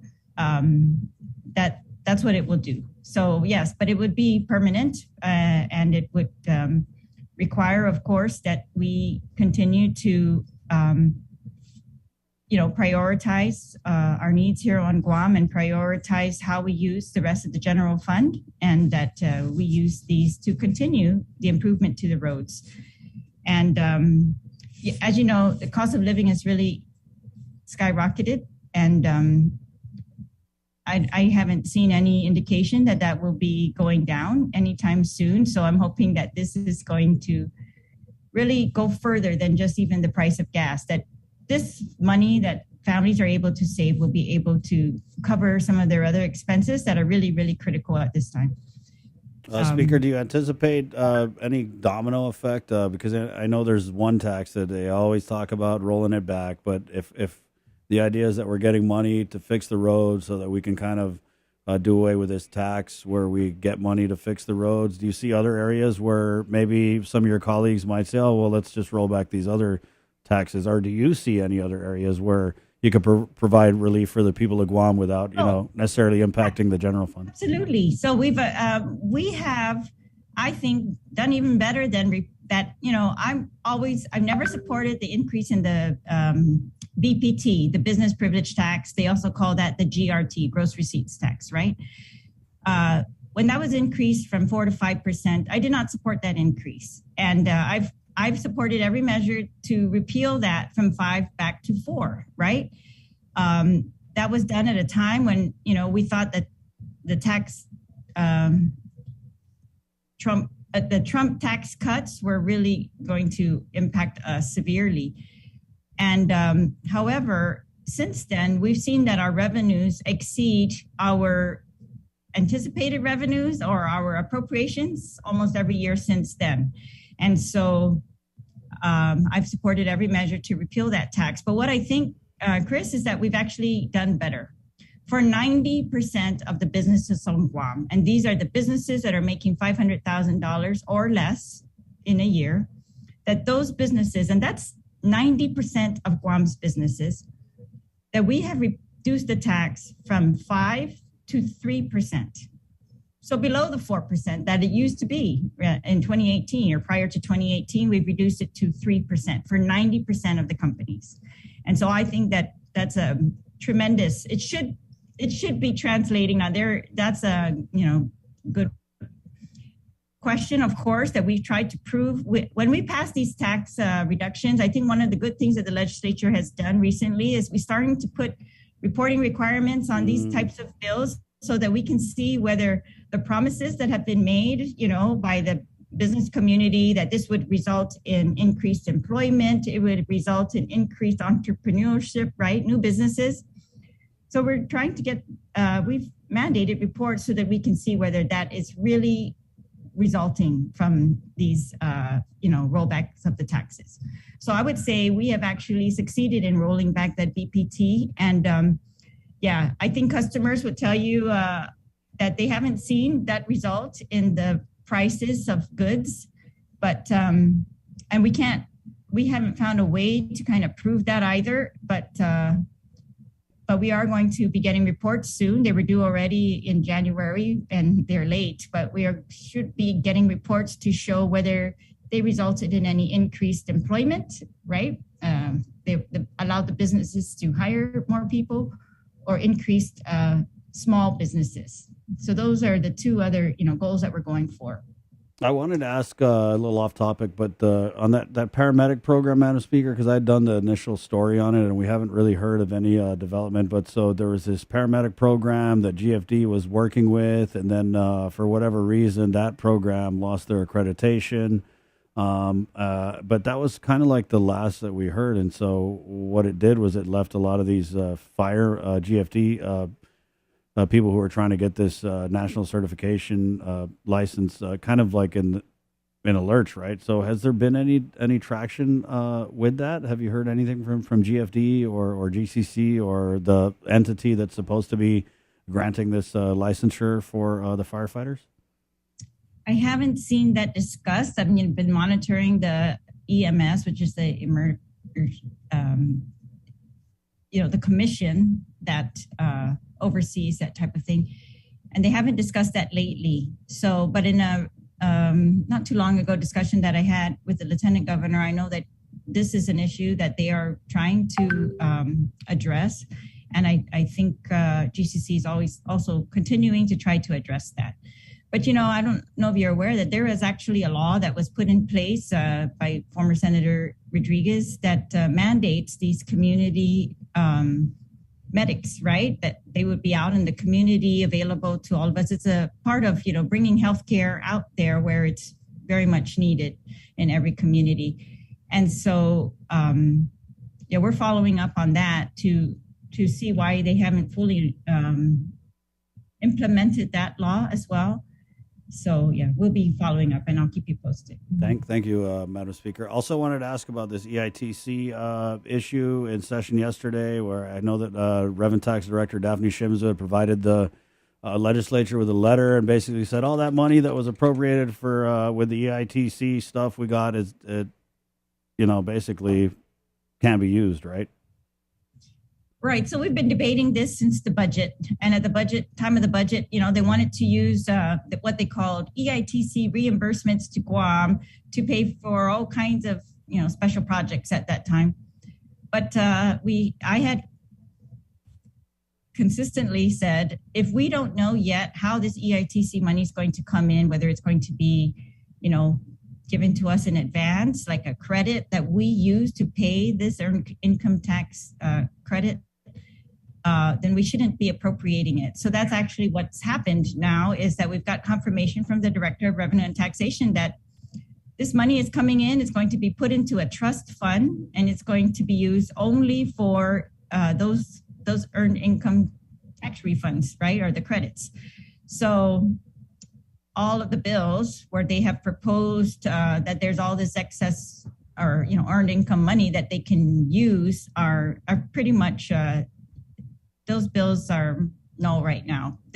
That source does not exist, according to the Director of Revenue and Taxation, and we only got her letter on this yesterday morning, right before the session, or yesterday afternoon, in fact. Yeah, so that's finally confirmed. We've been waiting for a long time for that to be confirmed. I usually saw some of that money was appropriated in the budget. Some of it was been done in different bills that have come through. Yeah. So what happens? They have to do another bill if they want to continue with those programs and find another funding source, or find another funding source another way. Do you think, Senator, because it kind of seems like there's a lot of bills that come out with no funding source, do you think that maybe this is like a signal fire to the legislature, like, hey, let's really nail down a concrete funding source that you can touch? Because, with these law enforcement raises, Chris, I don't know if you've watched these sessions, or these public hearings, they're excruciating because, we have to ask a million questions to try to get that pinned down. And sometimes they will not answer. I feel like finally yesterday we got some concrete answers. We got an answer on the EITC, which we've been saying for months, this doesn't look like a concrete source. So finally we get confirmation on that. Finally, we get confirmation yesterday on what this excess FY21 $62 million has actually been used for versus what they speculate it would be used for, right? And so we tried to tie them down on some numbers there so we know exactly how much is left before anyone continues to, pass bills to appropriate that money.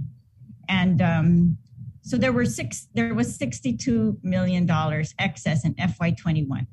So, I put in an amendment in the budget. I don't know if you remember this, to put 20 million of that towards tax refunds. I actually wanted to put the entire amount because I don't think tax refunds, there should be any excuse for late tax refunds, right? Not in this day and age, there just shouldn't.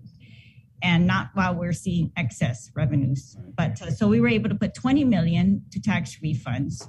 There are a couple other things that will be paid by that. And now in session yesterday and today, we're entertaining bills that will use the rest of this FY21 excess. So as of today, or as of yesterday, it looks like there was about 5 million left of that. That's not been allocated somewhere.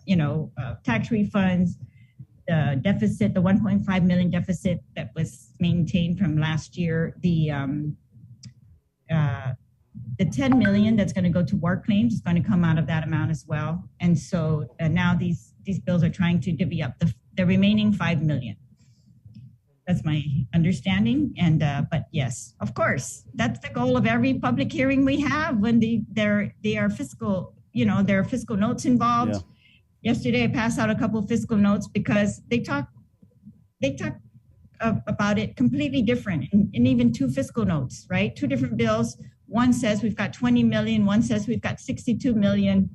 So yes, but I think I've been persistent, and I'm not going to let them go on that. I feel like that's one of our main jobs here is when we appropriate, we have to be responsible about it, and we have to, not make false promises to people that this money exists if it doesn't, and let's just continue to try to do that. Yeah, it's interesting to me too, even with these law enforcement raises, that they come out through executive order, and then what's going to happen to these law enforcement personnel if we switch? If let's say, Governor Liu doesn't win, and Governor whoever the next governor is like, hey, there's no funding to this, sorry, can't pay it. How do you kind of handle those big? That's a huge gray area, right? And then when we ask the governor. What I expect will happen is, so she passed it by executive order, and they seem to be just absorbing it in their current budgets. So I expect that in the next budget cycle, that's either included in the governor's request, as additional amounts that they need to cover that. That's how it's going to transpire. And if it wasn't included in her request because of timing, then it will be included as part of the Office of Finance and Budget. So they really prioritize personnel, I've seen. So they will tell us this budget here that we've proposed accounts for all the existing personnel. Madam Speaker, I want to close on this health professional licensing office hearing that you had, and I do have a couple clips here. I'm going to play the clips, and then we'll come back for a wrap. I know you had come out with a strongly worded press release after this oversight hearing. Are you good with that? Sure. Okay, so we're going to play this first clip, and in this clip, you were asking Dr. Berg, who's the chair of the Guam Board of Medical Examiners, correct? Yes, he's the chairman of the Guam Board of Medical Examiners, the physician. So he's the chairman, because when I was watching this hearing, I was really just amazed at how little information he could provide as the chairman. It's not like he's a rando board member; he's the chairman. Not only that, Chris, we gave them the questions in advance. Yeah. So it was, to me, very deliberate that they were, come unprepared or without answers. Right. And very disappointing, not just to me, but, we're doing these oversights for the benefit of the people of Guam. It's because we've received complaints that people who have complained about physicians are not even getting responses from the board. And they're clearly getting no conclusions from the board either. And then we get complaint after complaint. Doctors continue to be licensed, right? While we wait for the board to make their decision. It's very serious, I think. Yeah. And, I agree totally. We're going to go ahead and play this clip. And in this clip, Speaker Terlaje is asking the GBME board chair, Dr. Nathaniel Berg, about timelines for complaints and investigations relative to those complaints. I'm sorry. So I missed you asking. Can I answer the 5 questions there? No, I'm asking the questions that I sent to you in advance on February 8th. Yeah. So this is part the third set of questions. Yeah, the board set timeline. Yes. So I wanted to answer that for you also by looking at what the FSMB says, because that's we are part of the Federation of State Medical Boards, and give you an example of, for example, I randomly chose Louisiana. Which Can you please just answer what you do here on Guam? If you would allow me to answer the question, I will do so. All right. Well, we want to know what you do here on Guam. Yes, I know. If you would bear with me and just let me answer the question, I would appreciate it. Okay? I can't hear you. You can hear me. I'm not muted. Yeah, please proceed, Dr. Berg. Okay. So does the board set timeline investigating complaints. I randomly chose Louisiana, who on their FAQ, it's because it's easily available on the website. And this is in compliance with FSMB, which question says, how long does it take to process my complaint? It says, we strive to complete the review and investigation of complaints within 90 days of receipt of the forms. Occasionally, when a complaint is more complex and involves multiple patients, practitioners, or allegations, these investigations may take up to a year or more to complete. And I would say that's exactly the same as ours. The reason I said it is we don't have that published, but we comply with, so that is Guam's policy. That happens to be in writing by the Louisiana board. And that's the same as the FSMB, which is we strive to get these done as quickly as possible. There are complex issues that can take a long time, and many of them are outside of the ability, and we've had this discussion before, that we're outside of the ability of the individual board members or the physician board members to be able to control. For example, procurement processes, as you know, we had difficulty with that, and obtaining out of Guam investigators. And we've made huge strides, and Xenia can attest to this. We've made huge strides in our ability to very quickly identify, as quickly as possible, to identify specialists who will be able to complete those investigations. We work with the FSMB. We have a case where our board liaison identified someone in Arizona who was willing to work on investigating our complaint.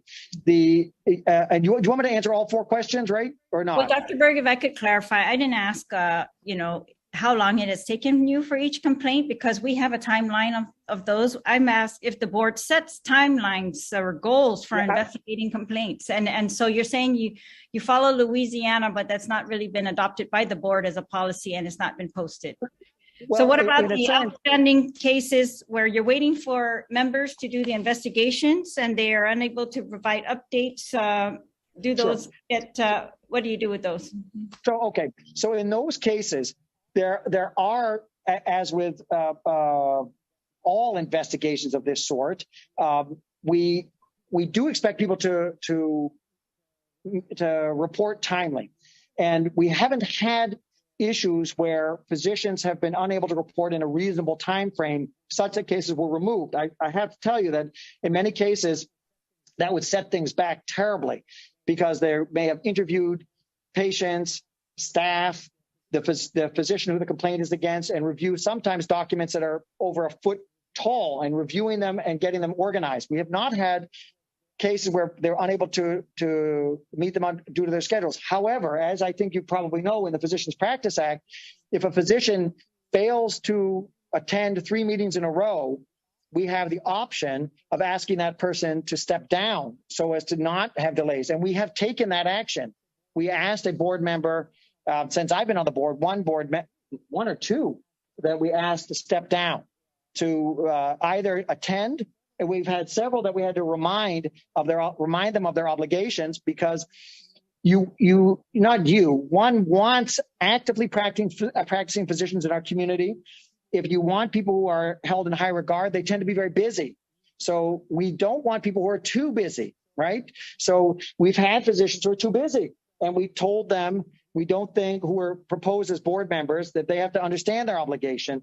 And as recently as 2 years ago, we had a physician who did not attend 3 times in a row, and Xenia then asked that person to resign, right? And then we had one that didn't attend 2, and we gave that. All right, that was Dr. Nathaniel Berg, and now we're going to play a clip from, and you know what the speaker, what you had said, Madam Speaker, was, you know, the intent of this oversight hearing was because there have been a lot of complaints that have been made by people, and those people feel like they're not getting the time of day, right? And then so when we had the whole medical malpractice effort last session, the doctors who were testifying, they were pointing at these boards, like the Guam Board of Medical Examiners, and they were saying that these are the safeguards that the people have, and that we're doing it with this Board of Medical Examiners. And so I think if I'm a responsible doctor and I watch a hearing like this, I'm crapping my pants, because I'm thinking, wow, this guy is making us look so bad. And so we wanted to play this clip from a couple of victims who had actually testified at this hearing, which was an oversight hearing for the Health Professional Licensing Office, which is That's the public health office that oversees the Guam Board of Medical Examiners, Speaker? The HPLO is an administrative office, so they just do the admin on it, and they're a division of public health, right? But it's the boards who make the decision. It's the boards who have the discretion. It's the boards who are voting on whether to license people or not and whether to sanction them or not. Yeah, because when I was watching the hearing, Dr. Berg really made me confused about what the responsibility of the board members was, because he was kind of like passing the buck to like, oh, that's the HPLO supposed to do that. So I was kind of absolutely confused. hoping, Chris, that all the other board members were listening to that and that they go back and listen to that. And I'm writing them a letter because, absolutely not. That all the responsibility lies with them. And what HPLO does for them is administrative work. And if they can't answer the questions, then that means they have no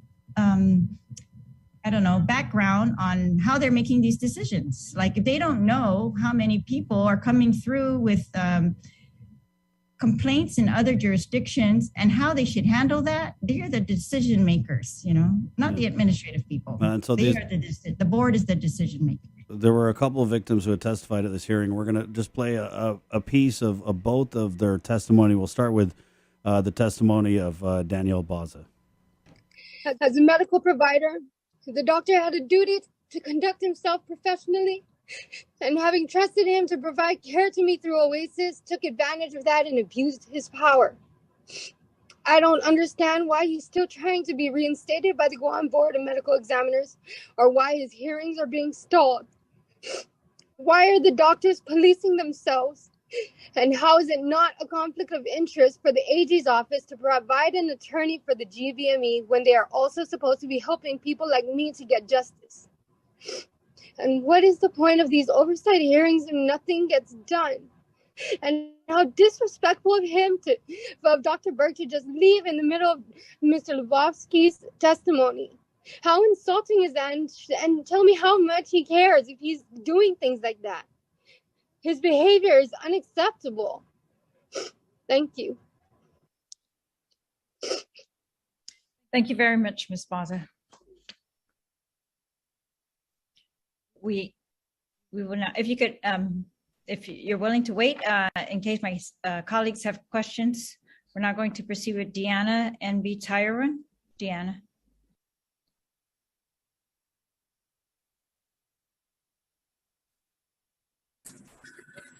Hi, Hafide. My name is Deanna Tyron. I just want to start off by saying my heart goes out to Danielle. I'm so sorry. And to Mr. Lebowski, he lost his son. And my heart and my prayers go out to you guys. And sitting here as a victim as well, who's had my complaint lost by the Guam Medical Board, I have to say it is horrific hearing how nonchalant some of these doctors are in regard to these situations. You are well-educated people, and you guys know what these people are capable of if they have prior things against them. It is just so horrific. In regards to my complaint, this goes all the way back to November 8th of 2021. I tried to contact them and make a complaint. And schedule a meeting with Zena. I had no response until November 16th. I was finally able to do my complaint on November 17th. And then on January 13th, I got emailed by Sienna Galindo asking for a favor because she's working for remote and she wants a copy of my stamped complaint. On January 18th, I requested a copy of my complaint prior to the January 19th meeting, which it would have been spoken about there. I got no response and I did not receive a copy. Then on January 20th, Brianna Sablon emailed me and at 7:30 at night and said, the complaint is missing and if I could please provide them with it. It has been so hard to deal with this, not only as a survivor, but for so many months waiting for something, waiting for a response, waiting for the investigation to begin, waiting for communication back, only to find out that my complaint has been lost. you guys do not have to carry this weight of trauma on your shoulders, but I do for the rest of my life. Danielle has to for the rest of her life. Mr. Lebowski has to for the rest of his life. And I plead that this does not fall on deaf ears and that you do better. You know, Dr. Berg just compared parole to, you know, bringing in other doctors to Guam. Why is that the standard? Parolees is our standard for medical care? I'm disgusted. Our people deserve better. We deserve better, and you need to do better. Thank you. Testimony Ms. Tyron. from that hearing. It was an oversight hearing, the Guam Board of Medical Examiners. Madam Speaker, I'm sure you saw that emotional testimony from Danielle Baza, and she said, what's the point of these oversight hearings when nothing gets done? So what is going to get done after this oversight hearing? These testimonies, by the way, Chris, they were excellent. These people who have filed claims against these doctors have suffered. I think it's clear they are able to articulate that, and they've had the courage to go before these boards, and they've had the knowledge to follow up with the boards, and they are frustrated with this process, as I am, that they're not getting the answers that they deserve from these boards. And from the oversights here, I've had more than one on this medical licensing board. I don't think any senator before me has ever had an oversight of a medical licensing board. And at first, they kind of told me that, right? Like, hey, why are you going to do an oversight over us? And this is the reason, right? It's because I can't remove a board member once they've been confirmed. But what we can do in the interim, while their terms are like 3 or 4 years long. And what we can do in the interim, and the other power the legislature has, is one, to hold oversight so that we can get to the bottom of why they are not responding. And second of all, to consider whether legislation is required or not to change that policy that this board has adopted, right? So we found at the oversight hearing that they have no policy as to something, standard to apply when they are reviewing the licenses or the potential licenses of people who have complaints in other jurisdictions. They pretty much just go on an individual basis, and that's how I interpreted the testimony. They do what they think in each case. But I would like to see something consistent applied. And the other thing is they have nothing in their procedures right now that says that they have to get back to their complainant, right? And they have no timelines in their procedures at all. And so they are supposed to be doing rules and regulations. Those are supposed to come through here. I'm going to ensure that those include all of these concerns or ways to address these concerns. And if we have to do legislation, then of course we will. We've looked at the reporting that's supposed to be one of the ways that has been put into law in the past to protect patients is this: you put all the complaints about the doctors up online so that patients can see online. And so we found out at the oversight hearing, the status of that is 50 out of over 1,000 doctors, right? That's not acceptable, and that's not protecting the patients at this point. So we've even pulled up a couple of the doctors that have been complained about, and one's record is absolutely missing any of the disciplinary actions against him in other states. And that's why that would help, these people who feel something's wrong, when they see a physician, and they can get online and they can check, oh my goodness, this is exactly what happened in another jurisdiction. That's what I feel is happening to me now, right? And I just want to commend these people who have been brave enough to not just go before the board and make a complaint against a doctor, which is a very difficult thing to do, but to, come to the media and come to our oversight hearings. So we try to allow them this forum. I think it's very important that we create forums to allow this, so that my goal was to have the board members themselves hear directly from these victims how it has impacted their lives. That's the most important part. It's like, sometimes you sit on a board and you think you're just doing this, making a paper decision, but these decisions really impact their lives. And if there's no other way for these victims to get in front of the boards and have their stories heard in person, then these oversights have created that forum. But, of course, ultimately the goal is to better the policy of the board, better the law, if that's what's necessary. I don't think it's necessary to rewrite the law to force them to do something that they should know they need to do right now, right? But if we need to do that, we will. But it's just common sense already and they all admitted at the oversight hearing, both the Allied Health Board and the Medical Examiners Board, that they need to do better and they need to create their own rules, to do timelines. And the second one is to get back to those who have complained. It was a very clear error. And of course, one of the complaints was that they lost the complaint. So all of that was exposed during the oversight hearing. All of that, the board now, has, I think, affirmative duty to fix.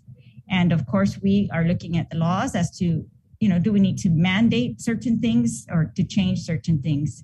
And one of the things I think we're going to look at, it's a tricky thing to do, but right now, they're only mandated to put up online things that have been finally determined, like final decisions as regarding physicians.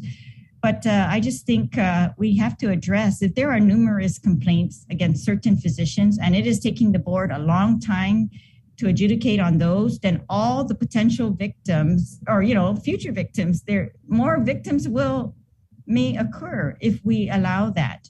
So right now they have a default license until you've proven wrong, and then they take years sometimes to adjudicate those, right? So I'm looking at something that I'm sure I will get pushback from the doctors, but that says while you've got pending complaints, they either make a decision on it or maybe we don't relicense you automatically. Yeah, I mean, I don't know, Speaker. My takeaway from this whole thing is if you just make it simple and yes or no, the GBME, is it working? I think the answer is probably no. Well, remember you brought up Bill 112, and during those hearings, the doctors all professed, just let us police ourselves. We will take care of all of this, and we will do better than anyone else, better than, lawyers, better than judges, better than magistrates. We will do better policing ourselves. And that's exactly the point of the oversight, was to show these are the doctors policing themselves. Mic drop. Well, we'll just end there, Speaker. Thank you. Thank you. Thank you for your time. Okay, thank you. Take care, everyone. Speaker Terlaje, let's go to the CNMI. Ready? Just like that. It's technology, people. It's amazing. Tomas Maglotnia is standing by. Good morning, Tomas. He's our regional correspondent covering all things NMI. Good morning, Chris. Where are you at? Calling from Saipan this morning. Okay. Not in Tinian. Not on Tinian, yes. We just wrapped up the huge coverage of the Divert Airfield project, which officially broke ground, supposed to complete the job by October 2025. Just to give a quick recap, it's something that Brigadier General Jeremy Sloan, who's the commander of the Anderson Air Force Base, said that is the largest and most important Air Force project in the Pacific. And so what this investment is for the nation's defense, which really does mark the military's permanence in the region. The groundbreaking, which happened yesterday, comes after 6 years of negotiations. Ultimately, in 2019, the U.S. Department of Defense and the CNMI government and Ports Authority, they inked a 40-year lease worth $21.9 million for airport and seaport projects, including those on Tinian and this Divert Airfield. And ultimately, $161 million around that area was awarded to Black Micro Corporation based out of Guam to complete this job. We shared the story last night, and it's online as well, but did want to share some extended cuts from some of the remarks that were given by the military officials in the CNMI. If we're able to, we're not the able to, commander Tomas. for the Anderson Air Force Base. Sorry, Tomas, I don't see the clips here. My apology. No worries. And so one thing that Sloan did say was that the Tinian Divert Development Project is the largest and most important Air Force project in the region. Another thing that was shared by Mayor Edwin Aldan was that he says that he's certain that the project will continue to demand a labor force that will bring in more development opportunities for our people moving forward. And this morning, my understanding is that they are holding that job fair as well today on Tinian. And so also in present attending the ceremony was Rear Admiral Benjamin Nicholson. He said, for now and into the future, this airfield will enhance our ability to meet mission requirements, broaden defense strategies, and expand our capabilities for training and testing operations. And so, this being one of the most tangible, significant developments so far in terms of the military buildup here in the Northern Mariana Islands, and this divert airfield, which is basically, that backup to Anderson Air Force Base during times of training and things of that nature, is set to be completed by 2025, if not sooner. You had all of those military officials, ranking members of the military attend, in addition to local leadership. A long time coming for those on Tinian who've seen these negotiations happen in the past decade or so, for this new taxiway, as well as the parking aprons for about 12 fueling aircrafts. And so you can view the full ceremony. We brought it to you live yesterday. That's on our YouTube page and our Facebook page, and watch all that was said and done yesterday on the island of Tinian. I did want to shift gears a little bit with some news with regards to the Senate impeachment trial of Governor Torres. On Friday, the CNMI Senate is going to be holding a joint committee meeting at 9 a.m. to discuss the House resolution impeaching Governor Torres. But also for the first time, we're going to be hearing about those Senate impeachment rules that will set the parameters for the impeachment trial. One thing that was noticeable is that the public notice said that due to COVID mitigation, oral testimonies won't be heard. So instead, if you want to give your public comments, you'll have to do that via email. And of course, as we all know, the Senate impeachment trial has yet to be scheduled. And for those who might need a refresher, Governor Torres was impeached by a vote of 15 yes, 4 no, and 1 abstention in the House. And in the Senate, where he's going to be tried for these impeachment articles, 6 of them, there's going to be at least, the Senate would need 6 out of 9 members of the 9 Republican-led Senate to vote for his conviction. And just one quick update with regards to the COVID frontline here. The CNMI, unfortunately, yesterday reported its 27th COVID-related death on Tuesday. And so in addition to that, 171 new cases on Saipan, bringing the total close to 9,000, Chris. So those are some of the headlines we're tracking. And again, the full ceremony from the island of Tinian for this major development is available on our platforms. Thank you so much, Tomas. Just real quick, because I've been to Tinian Divert Airfield. Like, how big are we talking? Can like the stealth bomber land there? Or is it limited to a smaller aircraft or what? Yeah, those were some of the questions I had. We didn't have the chance to ask those specific questions in terms of the actual scope of it.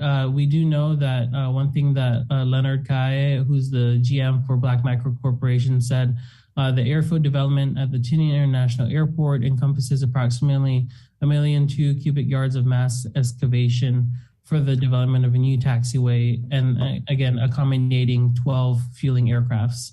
And so a major commitment in the Northern Mariana Islands, and again, this becoming the outcome of those negotiations, one of the first that we've seen, and that the local leadership has been able to attend and address in this way in person in partnership with the military.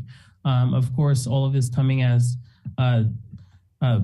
Tinian and the CNMI continues to look for more opportunity, economic opportunities, sustainability, consistency in its markets. This is just one of those steps that they're taking. The Tinian leadership and local leadership yesterday welcomed it with open arms with the agreement that they inked to make this happen. Thank you, Tomas, so much. Thanks. Be safe. Tomas Maglotny, our regional correspondent. Let's go a little more local here with our link update from the KUAM News team, brought to you by Pacific Point. Superintendent John Fernandez is coming up next on the show. Good morning. This news update is brought to you by Pacific Points. Do more, get more. Howdy everyone, Guahisi Isaiah Uggan, and here are your headlines on the link. It's official, former Governor Felix Camacho and Senator Tony Ada will run for governor and lieutenant governor on the Republican side of the ballot, and according to Tuesday's press conference, they will run unopposed in the primary. Here's more as Decision 2022 ramps up. I'd like to welcome and introduce the next governor of Guam, Governor Felix Camacho. In a unified front, former Governor Eddie Calvo introduced former Governor Felix Camacho as the next governor of Guam during a press conference this afternoon at the Republican Party of Guam headquarters in Timunin. The two-term governor said he could no longer sit on the sidelines and watch the people of Guam suffer. The island needs leadership. They need character. And with my faith in God, I believe that all things are possible. So I ask once again that you entrust me once again for such a time as this, when our people are crying out for help, that in this new season of hope and restoration, freedom will be restored.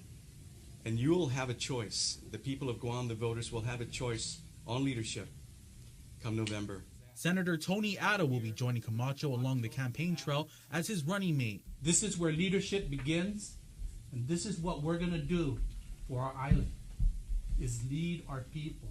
Our people have been looking for leaders, and their leaders have not been around. I have full faith and confidence, and that's why I decided, yes, that I will run with Felix Camacho to be our governor. Because I know with Felix Camacho as our governor and the Camacho Ada team, Guam will see better days.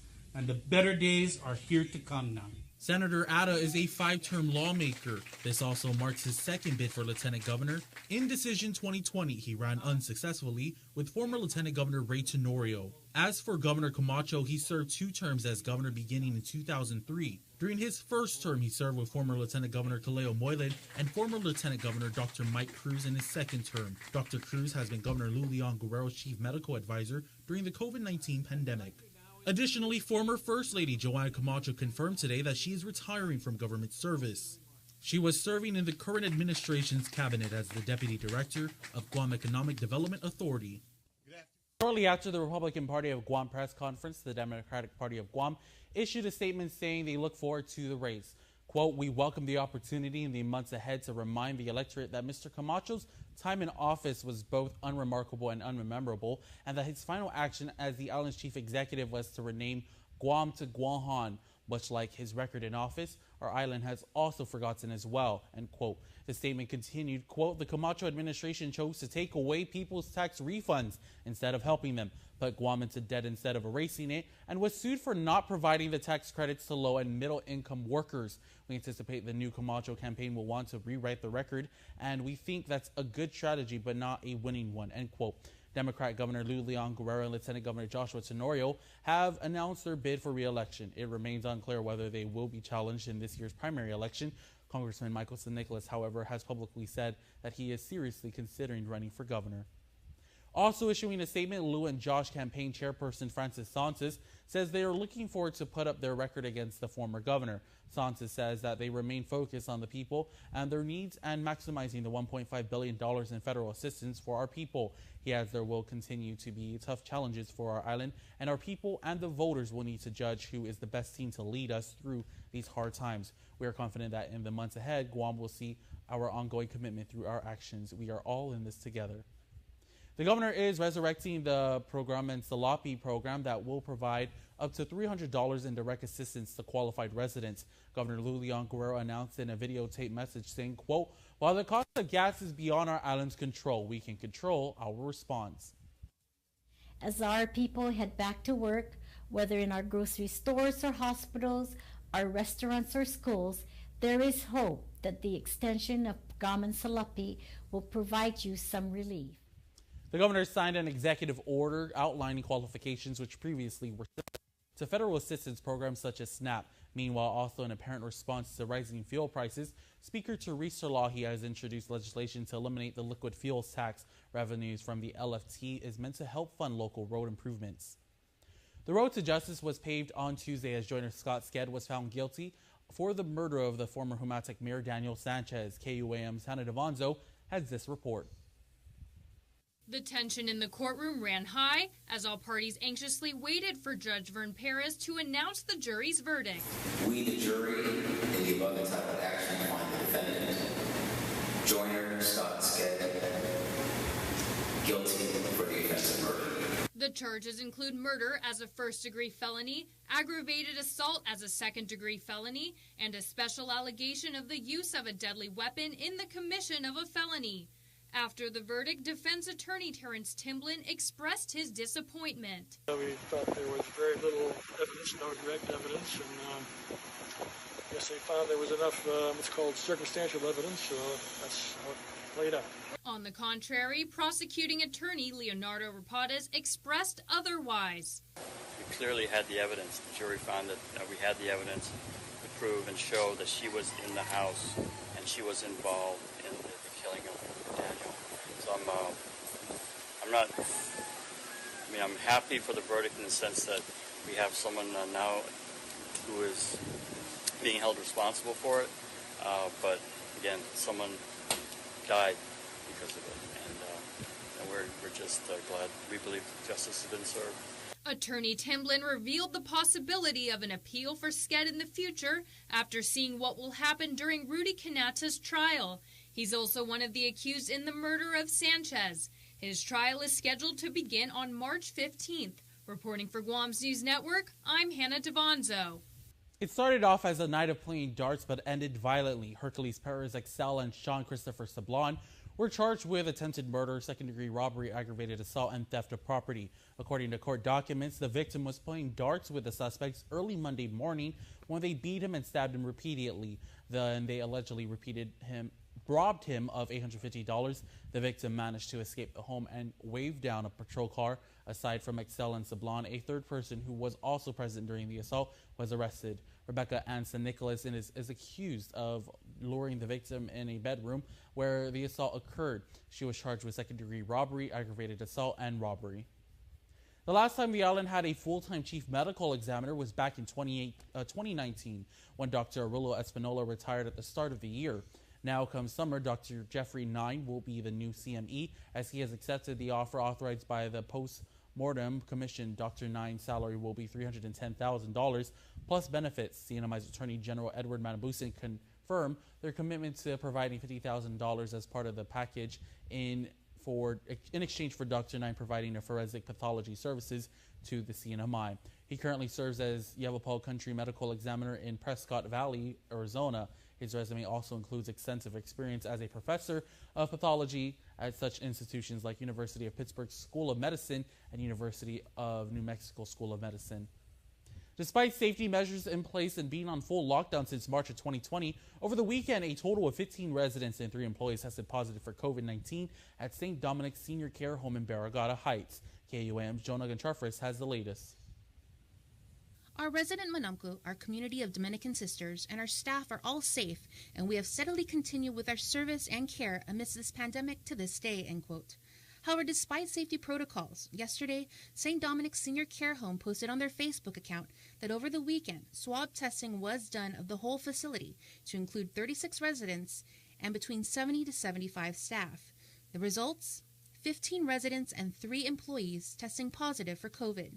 They immediately informed the families of all the residents, and a plan of action was executed with officials from Public Health.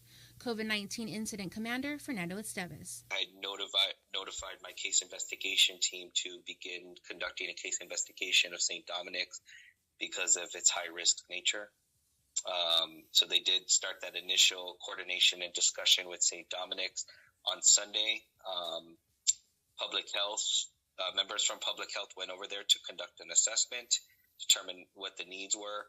Based on that, on Monday, we sent staff over there to assist St. Dominic's in adjusting some of the protocols for this situation.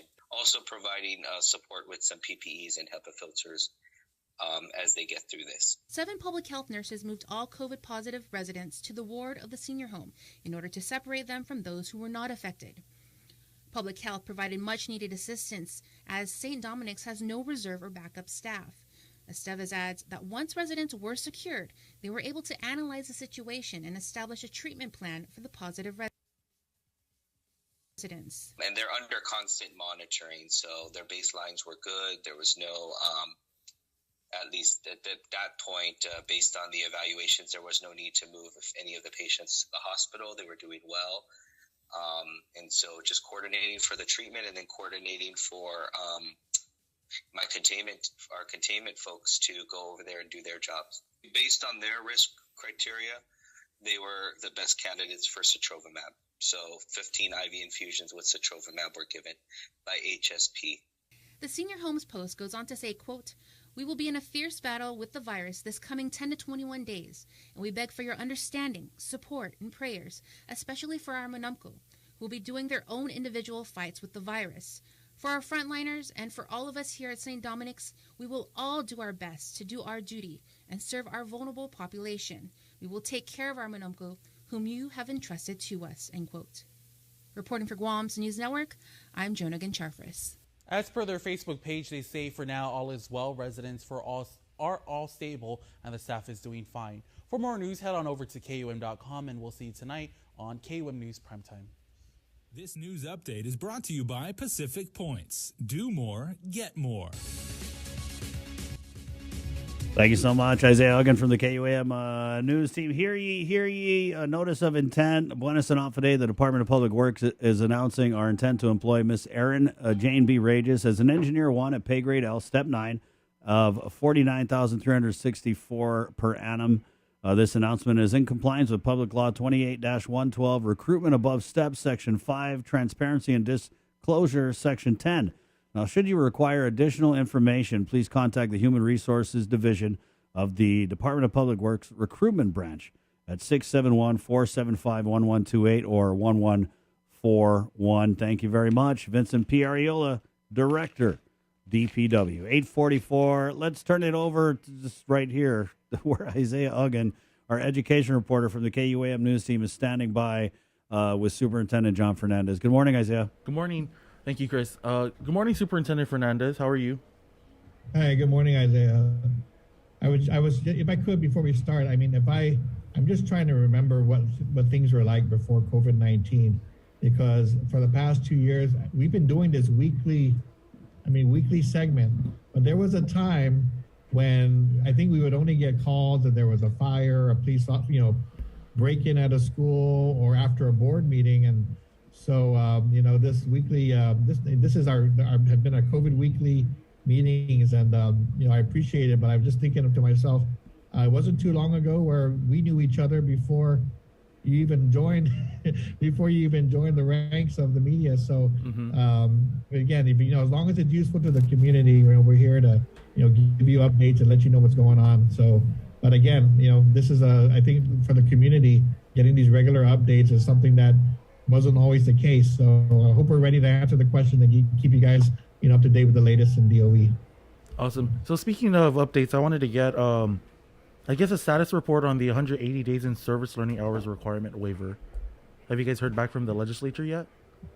Yes. So next week, I think we just got notice yesterday. I think next week on March 1st, there is going to be an informational briefing on the request, and also to discuss, again, related to those requests, discussing our plans to address learning recovery in DOE. So we're preparing for that, for that informational briefing. I believe our work session on Thursday with the Curriculum and Instruction Committee we'll address some of those issues and with the board in preparation. But essentially, we sent a letter requesting that there be a waiver of two things. One is the service learning requirements that are needed to graduate.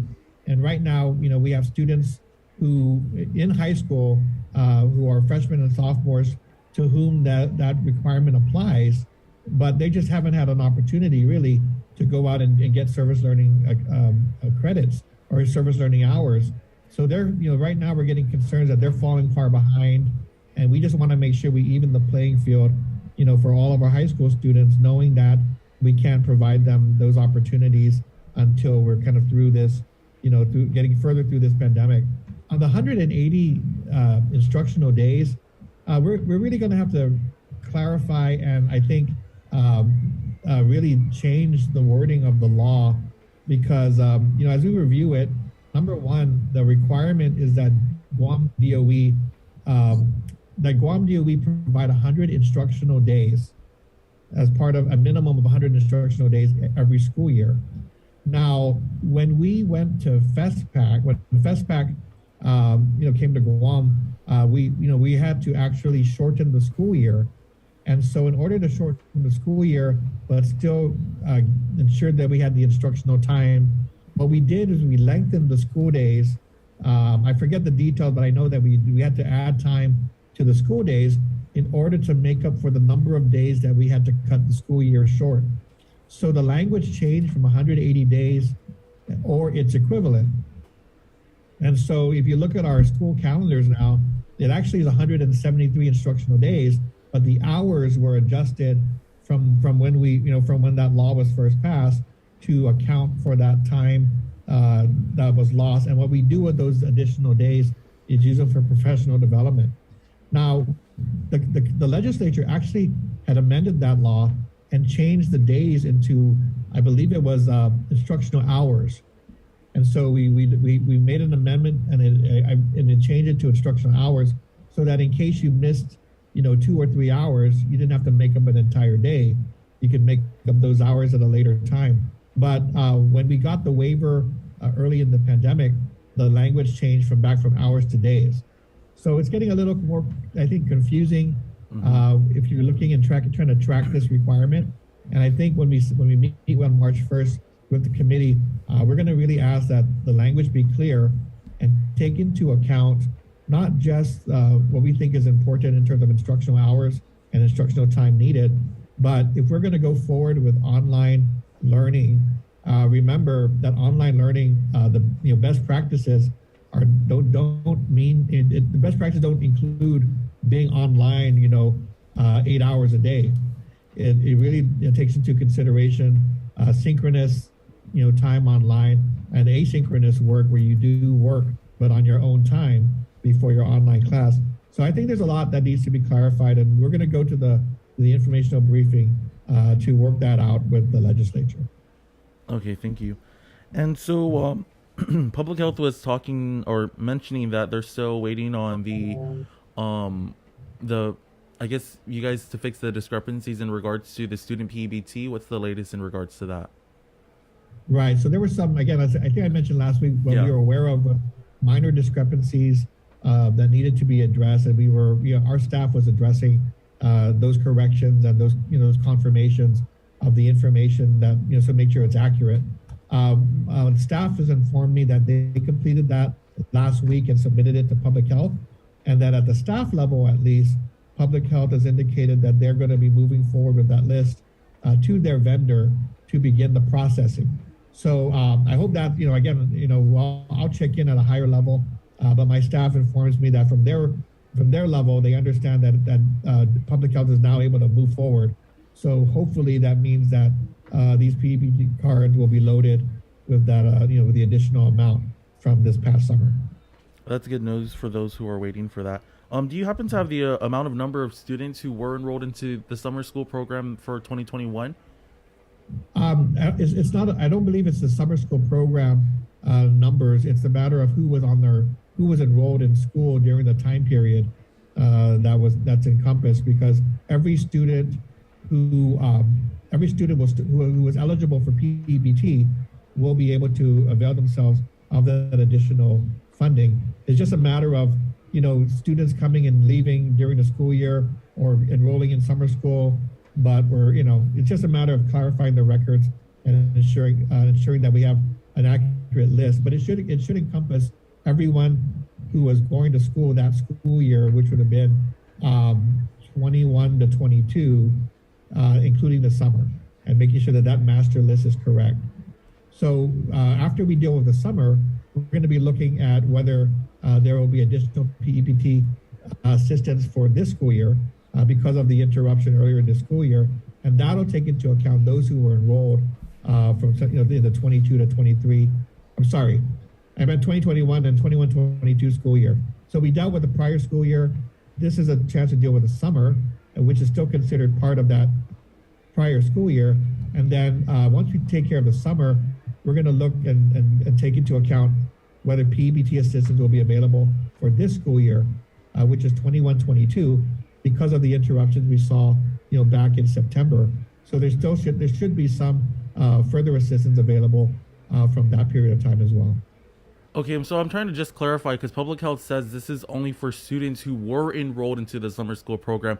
So you're saying those who were enrolled in school year 2020 to 2021 will be getting this additional funding? Well, let me go back and clarify that. But my understanding was the master list we were looking at was for the entire school year.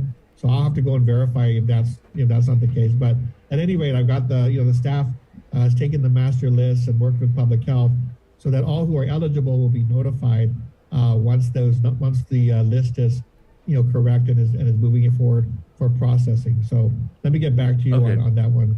Awesome. Thank you.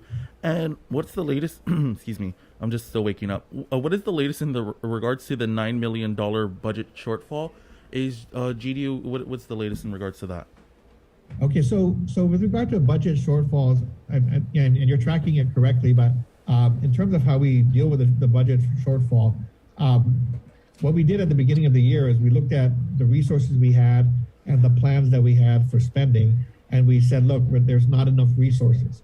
So we have to figure out a strategy to align our resources and our spending so that we have a balanced budget at the end of the year. So what we did to address that was, of course, move to shift a lot of these expenses to federal money where possible. And that left us with a $9 million gap. So that $9 million gap is something that we're having to manage month to month. So what that's meant is that we're tracking to ensure that we are not spending more than we are receiving. And that's limiting us in terms of the type of hiring we're doing, the type of spending that we have to forego. So it's not a matter of finding additional money to put in. We weren't able to find additional money. Now it's managing like you manage your checkbook. We don't have $9 million, so where do we cut back? And so right now, a lot of that cutting back is just when we get to the budget discussion, we're going to talk about that. Our inability to fill some of our vacant positions. A lot of that is actually taking place at the central office, because when there's a vacancy at the school level, we try to fill that as much as possible. But as vacancies arise at the central office, that's where we're kind of holding back and trying to ensure that we are able to conduct our operations, but we don't have the luxury of hiring all those positions. And what that means is that staff are taking on extra load, and we're seeing a lot of wear and tear on the central office. But frankly, we have to wait until we get further into the fiscal year to ensure whether we have the resources to pick up those additional positions. So right now we have a vacant facilities and maintenance manager position. We have people acting in place, but we have a vacant safety administrator. We have a vacant, capital improvements project. So there are vacancies that we have people who are in acting capacities, but when it comes to filling them permanently, we have to be very careful and prioritize. So some of those positions will move forward, but there are many positions that will just have to wait until we manage and ensure that we have enough resources to support those hires. Okay. And I guess my final question is, what is the latest in regards to mandating summer schools? I know there was like around 3,000 students that would be required if, I guess, the Guam Education Board decided that they would require summer school. So yeah, we've been talking about. I mean, obviously, summer school is part of our learning recovery strategy. Just as after just as night school, as Muja, credit recovery. There are a lot of ways. There are a lot of programs in place that we're looking to expand. To ensure that more students have an opportunity to take advantage. So the difference was whether we could mandate, summer school for students, especially those students who need summer school in order to catch up in terms of their academic performance. The issue with mandating it is that because of the funds that we're using and what we're doing basically is blending funds from the COVID-19 relief with funds that we normally get through a consolidated grant.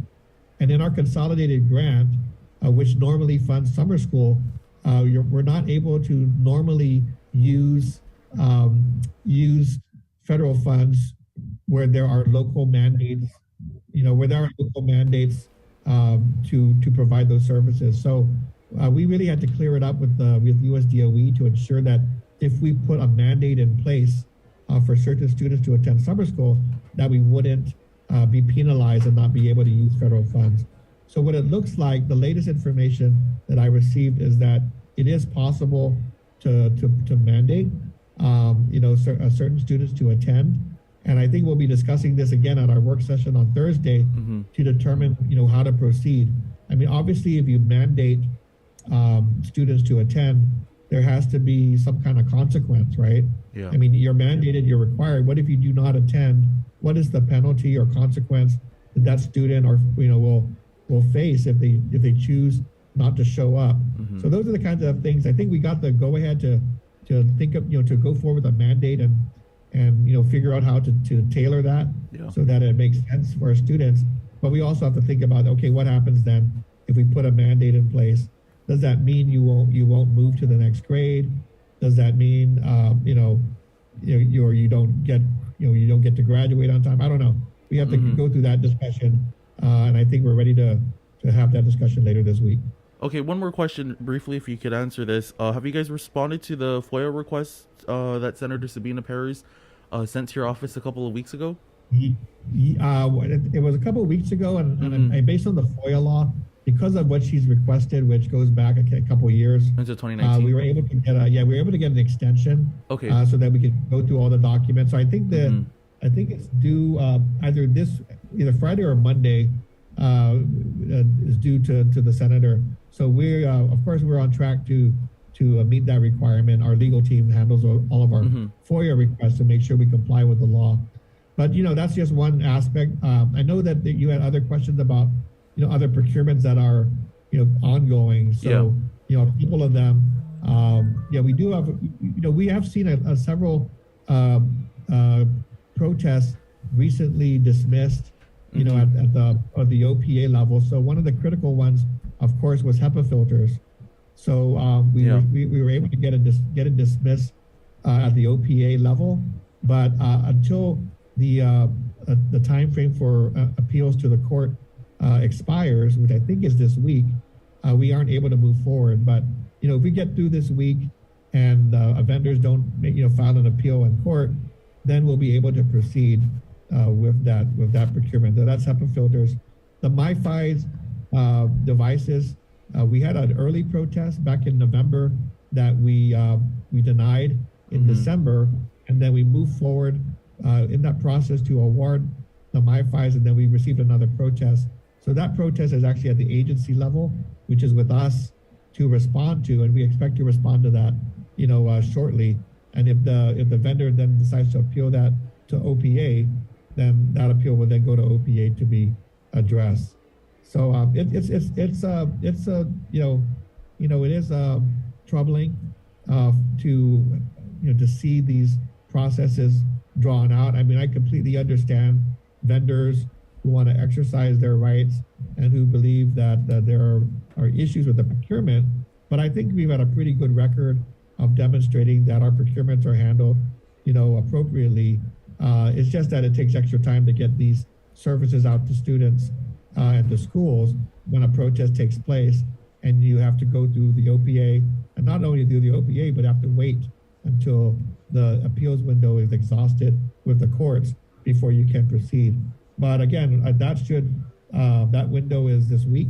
And if we're able to move forward after that, we certainly look forward to getting those HEPA filters, to all of our classrooms. Thank you, Superintendent Fernandez, for all right. Thank you, Isaiah, giving us an update. Thank you, John. All right. Thanks, everyone. All right. 901. Good job, Isaiah. Thank you. All right. Isaiah Uggan of the KUAM news team. He covers education for the news team. It's 901. We're KUAM FM, Agotni, Guam, right here on the breeze. Quick break, and we're back to wrap up the show with Burger King's Cover Me next on the link. Good morning. Watch Mariana's artists, activists, and visionaries and their quest to protect, preserve, and promote our Chamorro culture on the Culture Club, a weekly feature on KUAM News digital platform and the KUAM News Weekend Edition. Brought to you by Hanam, the freshest bottled water made in Guam. KUAM Communication is your home for star-studded entertainment from America's top networks. From specials, concerts, award shows, and can't-miss red carpet moments. It's all on KUAM TV 8 and KUAM TV 11. Check KUAM.com and our social media pages for showtimes and schedules. Network specials on KUAM Communications are brought to you locally by King's Restaurants, Ruby Tuesday Guam, and Docomo Pacific. No bonus too hot for me. That's hot, Barnett. Thank you. I just get emotional in February because Valentine's.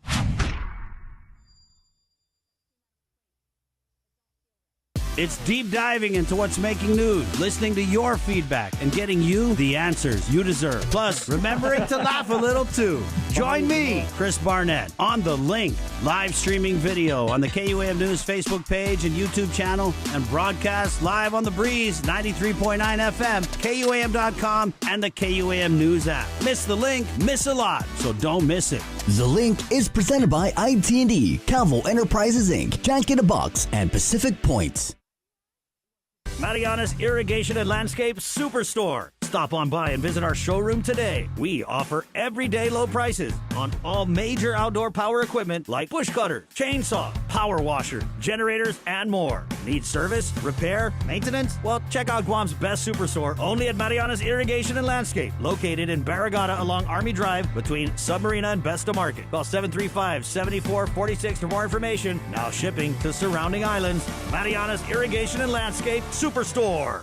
GU Self-Storage, conveniently located near the Harmon McDonald's. We offer affordable rates, online payments, and auto bill pay for your convenience. Plus gate access daily from 6 a.m. to 9 p.m. Call us today at 648-7867 for more information. Do you feel like you're missing out on something? Make life more rewarding with Pacific Points.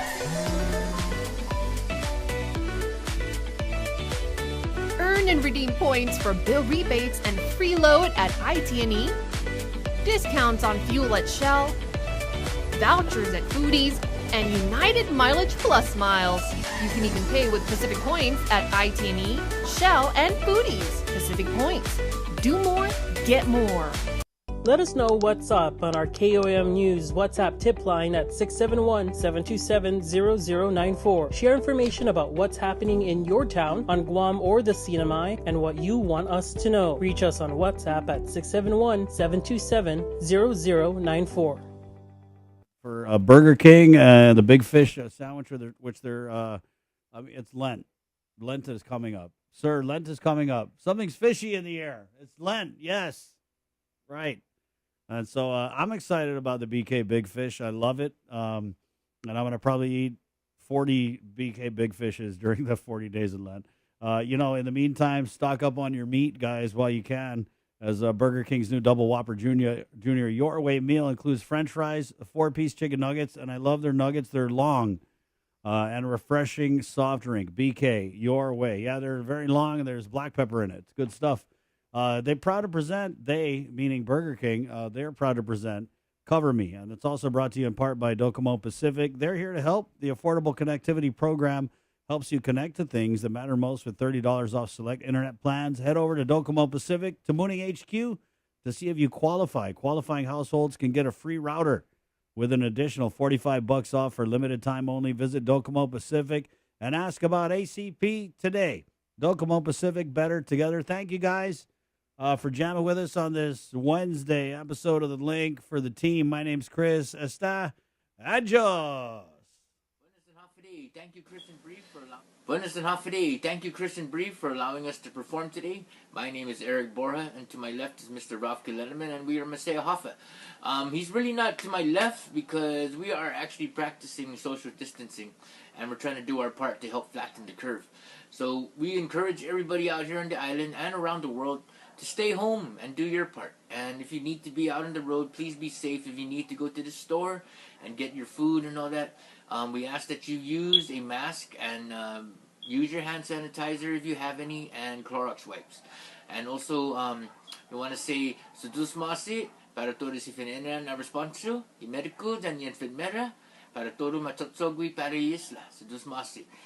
This is a song I wrote a long time ago. It's called Sinhagu, and it's dedicated to everybody that you love. And for that love relationship, this one's for you. Thank you.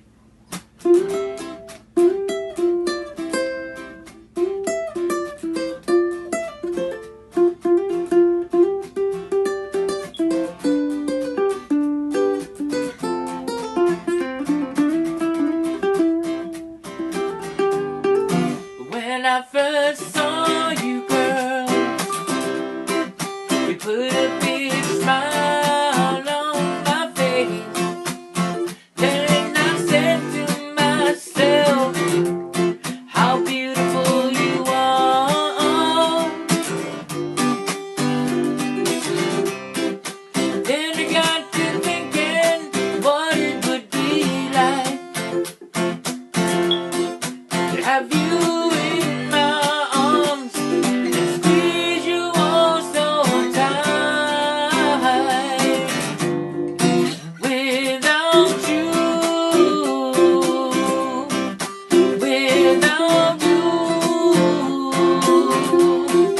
life would be so sad, and I wouldn't know what to do till the day I die. I'll be by your side. Without you, baby, life would not be right. And I hope paguli how pues susangan in my saddle.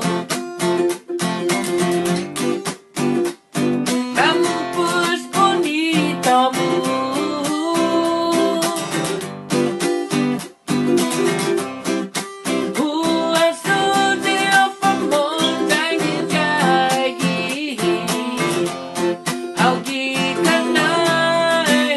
Love